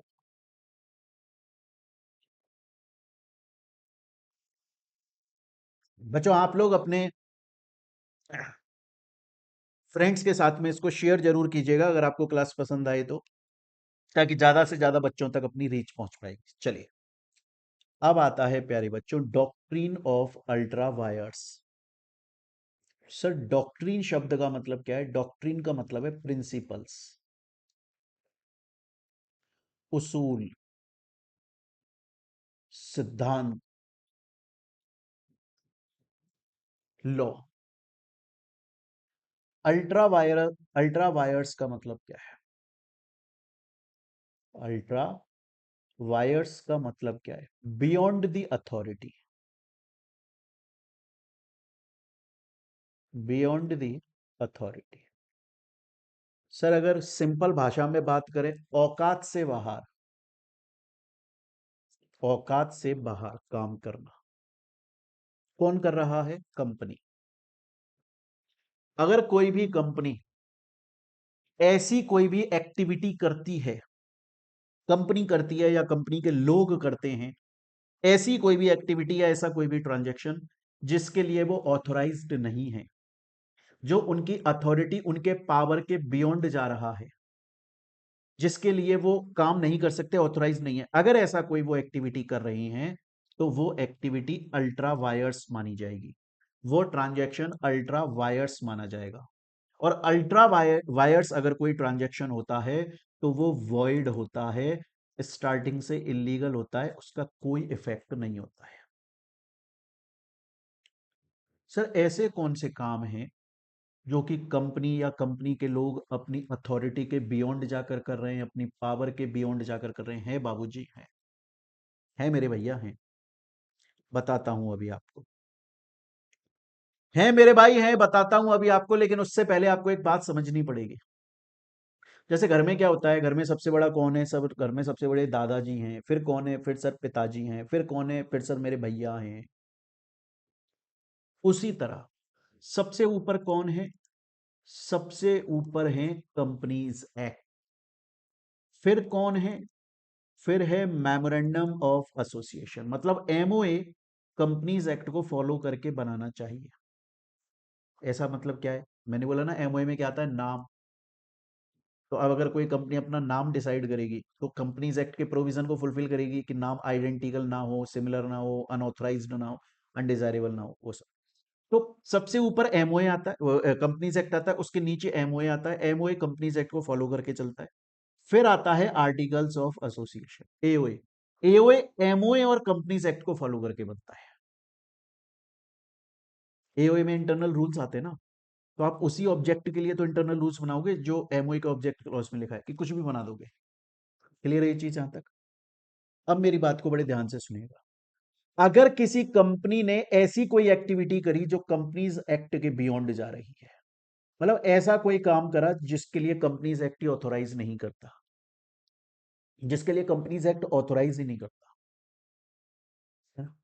जैसे आज मान के चलो कोई कंपनी है, वो डिस्काउंट पे शेयर्स इशू करना चाहती है, तो कंपनी लॉ में लिखा हुआ है कि भैया डिस्काउंट पे शेयर इशू करना है तो ये लॉ है। कंपनी ने वो लॉ ही नहीं माना, अपनी मर्जी से कुछ भी इशू कर रही है, तो कंपनीज एक्ट बोलता है ऐसे थोड़ी होता है भाई, घर का राज थोड़ी है तुम्हारे। अगर आप कंपनीज एक्ट में कोई अथॉराइजेशन लिखा ही नहीं है, कंपनीज एक्ट में लिखा हुआ है कंपनी ये काम नहीं कर सकती, फिर भी वो काम कर रही है कंपनी, तो वो कंपनीज एक्ट के अल्ट्रा वायरस हो रही है, कंपनीज एक्ट से बाहर जाकर काम कर रही है। और अगर कंपनीज एक्ट से बाहर जाकर कोई काम किया गया है, वो अल्ट्रा वायरस है, वो इलीगल है, वो वॉइड है, जिसको रेक्टिफाई, जिसको करेक्ट नहीं किया जा सकता, जिसको सुधारा नहीं जा सकता, वो इलीगल है, वॉइड है, खत्म हो गई बात। स्टूडेंट बोलता है सर मेरे को समझ में आ गया। अच्छा सर सपोज करिए कि एक कंपनी है, और सर वो कंपनी कंपनीज एक्ट के बियॉन्ड जाकर काम नहीं कर रही है, वो कंपनी कंपनीज एक्ट के बियॉन्ड जाकर काम नहीं कर रही है, लेकिन वो कंपनी अपने एमओए के बियॉन्ड जाकर काम कर रही है, तो भी अल्ट्रा वायरस है, और ये इलीगल है, वॉइड है, और इसको रेक्टिफाई नहीं कर सकती। सर ऐसा क्यों? अबे यार, क्या आता है एमओए में? नाम आता है ना, नाम आता है ना एमओए में, रजिस्टर्ड ऑफिस आता है ना। आप अगर सो रहे हो ना, आप सो रहे हो, गहरी नींद में हो ना आप, और आपको ऐसे उठाकर पूछा जाए कि आपका नाम क्या है, गलत बोलोगे आप कभी? लगता है आपको? आप अपना एड्रेस गलत बोलोगे? अपना ऑब्जेक्ट गलत बोलोगे? मतलब कंपनी ये बोल रही है कि साहब मैंने किसी के साथ में कॉन्ट्रैक्ट किया और उस कॉन्ट्रैक्ट में मैंने अपना नाम गलत लिख दिया, गलती से मैंने अपना नाम गलत लिख दिया। अबे गलती से नहीं लिखा, सुनो, फ्रॉड करना था तुमको। तुमने अपना एड्रेस गलती से गलत नहीं लिखा, फ्रॉड करना था। एमओए के अंदर बेसिक चीज आती है यार भैया, तुम इसमें गलती कैसे कर सकते हो यार? तुमने किसी के साथ में 50 करोड़ रुपए का कॉन्ट्रैक्ट किया, अपना नाम गलत लिख दिया, मजा कर, फ्रॉड कर रहे हो भाई, फ्रॉड कर रहे हो यार तुम। तो अगर कोई कंपनी है जो एमओए के बियॉन्ड काम कर रही है, वो भी अल्ट्रा वायर्स है, इलीगल है, वॉइड है, उसे भी रेक्टिफाई करेक्ट नहीं किया जा सकता, नहीं किया जा सकता। नेक्स्ट आता है कि सर किसी कंपनी ने एओए के बियॉन्ड जाकर काम कर दिया लेकिन कंपनीज एक्ट के अंदर काम किया। मतलब अगर कोई कंपनी है, लॉ बोलता है कि अगर किसी कंपनी को बायबैक करना है तो कंपनीज एक्ट बोलता है बायबैक कर सकती है कंपनी। कंपनीज एक्ट बोलता है कि एक कंपनी बायबैक कर सकती है, नो प्रॉब्लम, एक कंपनी बायबैक कर सकती है, लेकिन उसके लिए उसका एओए ऑथराइज करना चाहिए। मतलब एओए में लिखा होना चाहिए कंपनी के कि मैं बायबैक कर सकती हूं। अब सपोज करो एक XYZ नाम की कंपनी है, उसने बाईबैक कर लिया लेकिन उसके एओए में नहीं लिखा हुआ था। क्या उसने कंपनीज एक्ट के बाहर जाकर काम करा? नहीं, कंपनीज एक्ट बोलता है बाईबैक कर सकते हो, लेकिन उसने एओए के बियॉन्ड जाकर काम करा क्योंकि एओए में उसने ये लिखा हुआ नहीं था कि मैं ऑथोराइज हूं बाईबैक करने के लिए। एओए को अल्टर कर दो ना, उसमें लिख दो ना कि मैं बाईबैक कर सकती हूँ। मतलब एओए के बियॉन्ड जाकर आप अगर आपने काम किया तो उसको रेक्टिफाई किया जा सकता है। स्पेशल रिजोल्यूशन पास करो, एओए को अल्टर करो, चीजें करेक्ट हो गई। और एक होता है कि किसी डायरेक्टर ने अपनी पावर के बियॉन्ड जाकर काम करा, किसी डायरेक्टर ने अपनी पावर के बियॉन्ड जाकर काम करा। मतलब सपोज करिए कि कंपनी के अंदर एक मैनेजिंग डायरेक्टर है या कंपनी के अंदर कोई भी पर्टिकुलर डायरेक्टर है। जब भी कंपनी में डायरेक्टर अपॉइंट होता है ना, तो उसका काम या उसका स्कोप उसे बता दिया जाता है कि तू सिर्फ ये काम करेगा, बाकी कामों में टांग मत अड़ाना अपनी। लेकिन उस डायरेक्टर को लगा कि यार कंपनी में फलाना काम गलत हो रहा है, मेरी पावर के बियॉन्ड जाता है, मैं उस काम के लिए अपॉइंट नहीं हुआ, मैं उस काम के लिए ऑथराइज्ड नहीं हूं, लेकिन कंपनी में काम गलत हो रहा है, इससे कंपनी का लॉस हो जाएगा, कंपनी की डिफेमेशन बदनामी होगी, और इससे जो पब्लिक है, जो शेयर होल्डर्स है, जो मेंबर्स हैं, उनका लॉस होगा। तो उसने अपनी पावर, वो उस काम के लिए ऑथराइज नहीं था लेकिन उसे लगा गलत हो रहा है तो उसने बचा लिया, वो गलत होने से बचा लिया, उससे कंपनी का फायदा हुआ, लॉ वायलेट नहीं हुआ, मेंबर्स का, क्रेडिटर्स का, डेटर्स का, एम्प्लॉइज का, शेयर होल्डर्स का फायदा हुआ, पब्लिक का फायदा हुआ। लेकिन उसने अपनी पावर के बियॉन्ड काम किया, तो जनरल मीटिंग बुलाई जाएगी, मेंबर्स से बोला जाएगा कि सुनो ये डायरेक्टर इस काम के लिए ऑथराइज नहीं था, हालांकि इसको ये पता था फिर भी इसने ये काम किया क्योंकि इसका इंटेंशन गुड फेथ में था, फिर ये ऑथराइज्ड नहीं था। अगर जनरल मीटिंग में मेंबर्स स्पेशल रेजोल्यूशन पास करके बोले कि ठीक है कोई बात नहीं, हम इसे ऑथराइज कर देते हैं, तो चाहे से उसने अपनी पावर के बियॉन्ड काम किया फिर भी वो रेक्टिफाई हो जाता है। स्टूडेंट बोलता है सर मेरे को यहां तक की बात 100% तरीके से, पूरी तरीके से क्लियर हो गई, यहां तक सर मेरे को 1% की दिक्कत नहीं है। तो स्टूडेंट्स यहां तक हम लोगों ने अपना एमओए, एओए और इसका पूरा ऑल्ट्रेशन और डॉक्ट्रिन ऑफ अल्ट्रा वायर्स पढ़ लिया। तो आज रिवीजन क्लास के अंदर ये चैप्टर यहाँ पे खत्म होता है। हालांकि हमारी जो प्रीमियम पेड क्लास रहती हैं उसके अंदर हम लोगों ने इसके कुछ और एक्स्ट्रा टॉपिक्स भी डिस्कस किए हैं जो आपके स्टडी मेट में है, बट रिवीजन क्लास के अकॉर्डिंगली ये यहाँ तक मोर देन इनफ हो जाता है। तो मैं फिर बोल रहा हूँ, आपके सीएमए इंटर का एक्सक्लूसिवली सीएमए इंटर लॉ का रिवीजन क्लास अपन लोग कर रहे हैं, जिसका मैंने कंपनी लॉ का रिवीजन चल रहा है जो आपका सेक्शन सी है, 40 मार्क्स का, 40 नंबर का। बाकी अदर सेक्शंस का भी रिवीजन सीरीज है। ये इसकी सेकंड क्लास है कंपनी लॉ की रिवीजन सीरीज की। इससे पहले एक क्लास हो चुकी है जिसका लिंक वीडियो के डिस्क्रिप्शन में है, आपने पढ़ लिया होगा, नहीं पढ़ा है जरूर पढ़ लीजिए। एंड ये सेकंड क्लास है। फिर मैं दोबारा से बोल रहा हूँ, हालांकि इतना बोलना सही नहीं लगता है, बट मैं फिर भी बोल रहा हूँ कि अगर आप लोगों को ये क्लासेस पसंद आए प्यारे बच्चों, तो आप अपने फ्रेंड्स को, सीएमए इंटर के स्टूडेंट्स को इसको जरूर से रेफर कीजिएगा ताकि ज़्यादा से ज़्यादा बच्चे उसे देखें और रीच मिल पाए। क्लियर है? मिलते हैं स्टूडेंट्स हम लोग अपनी नेक्स्ट क्लास के अंदर। Till then thank you, take care प्यारे।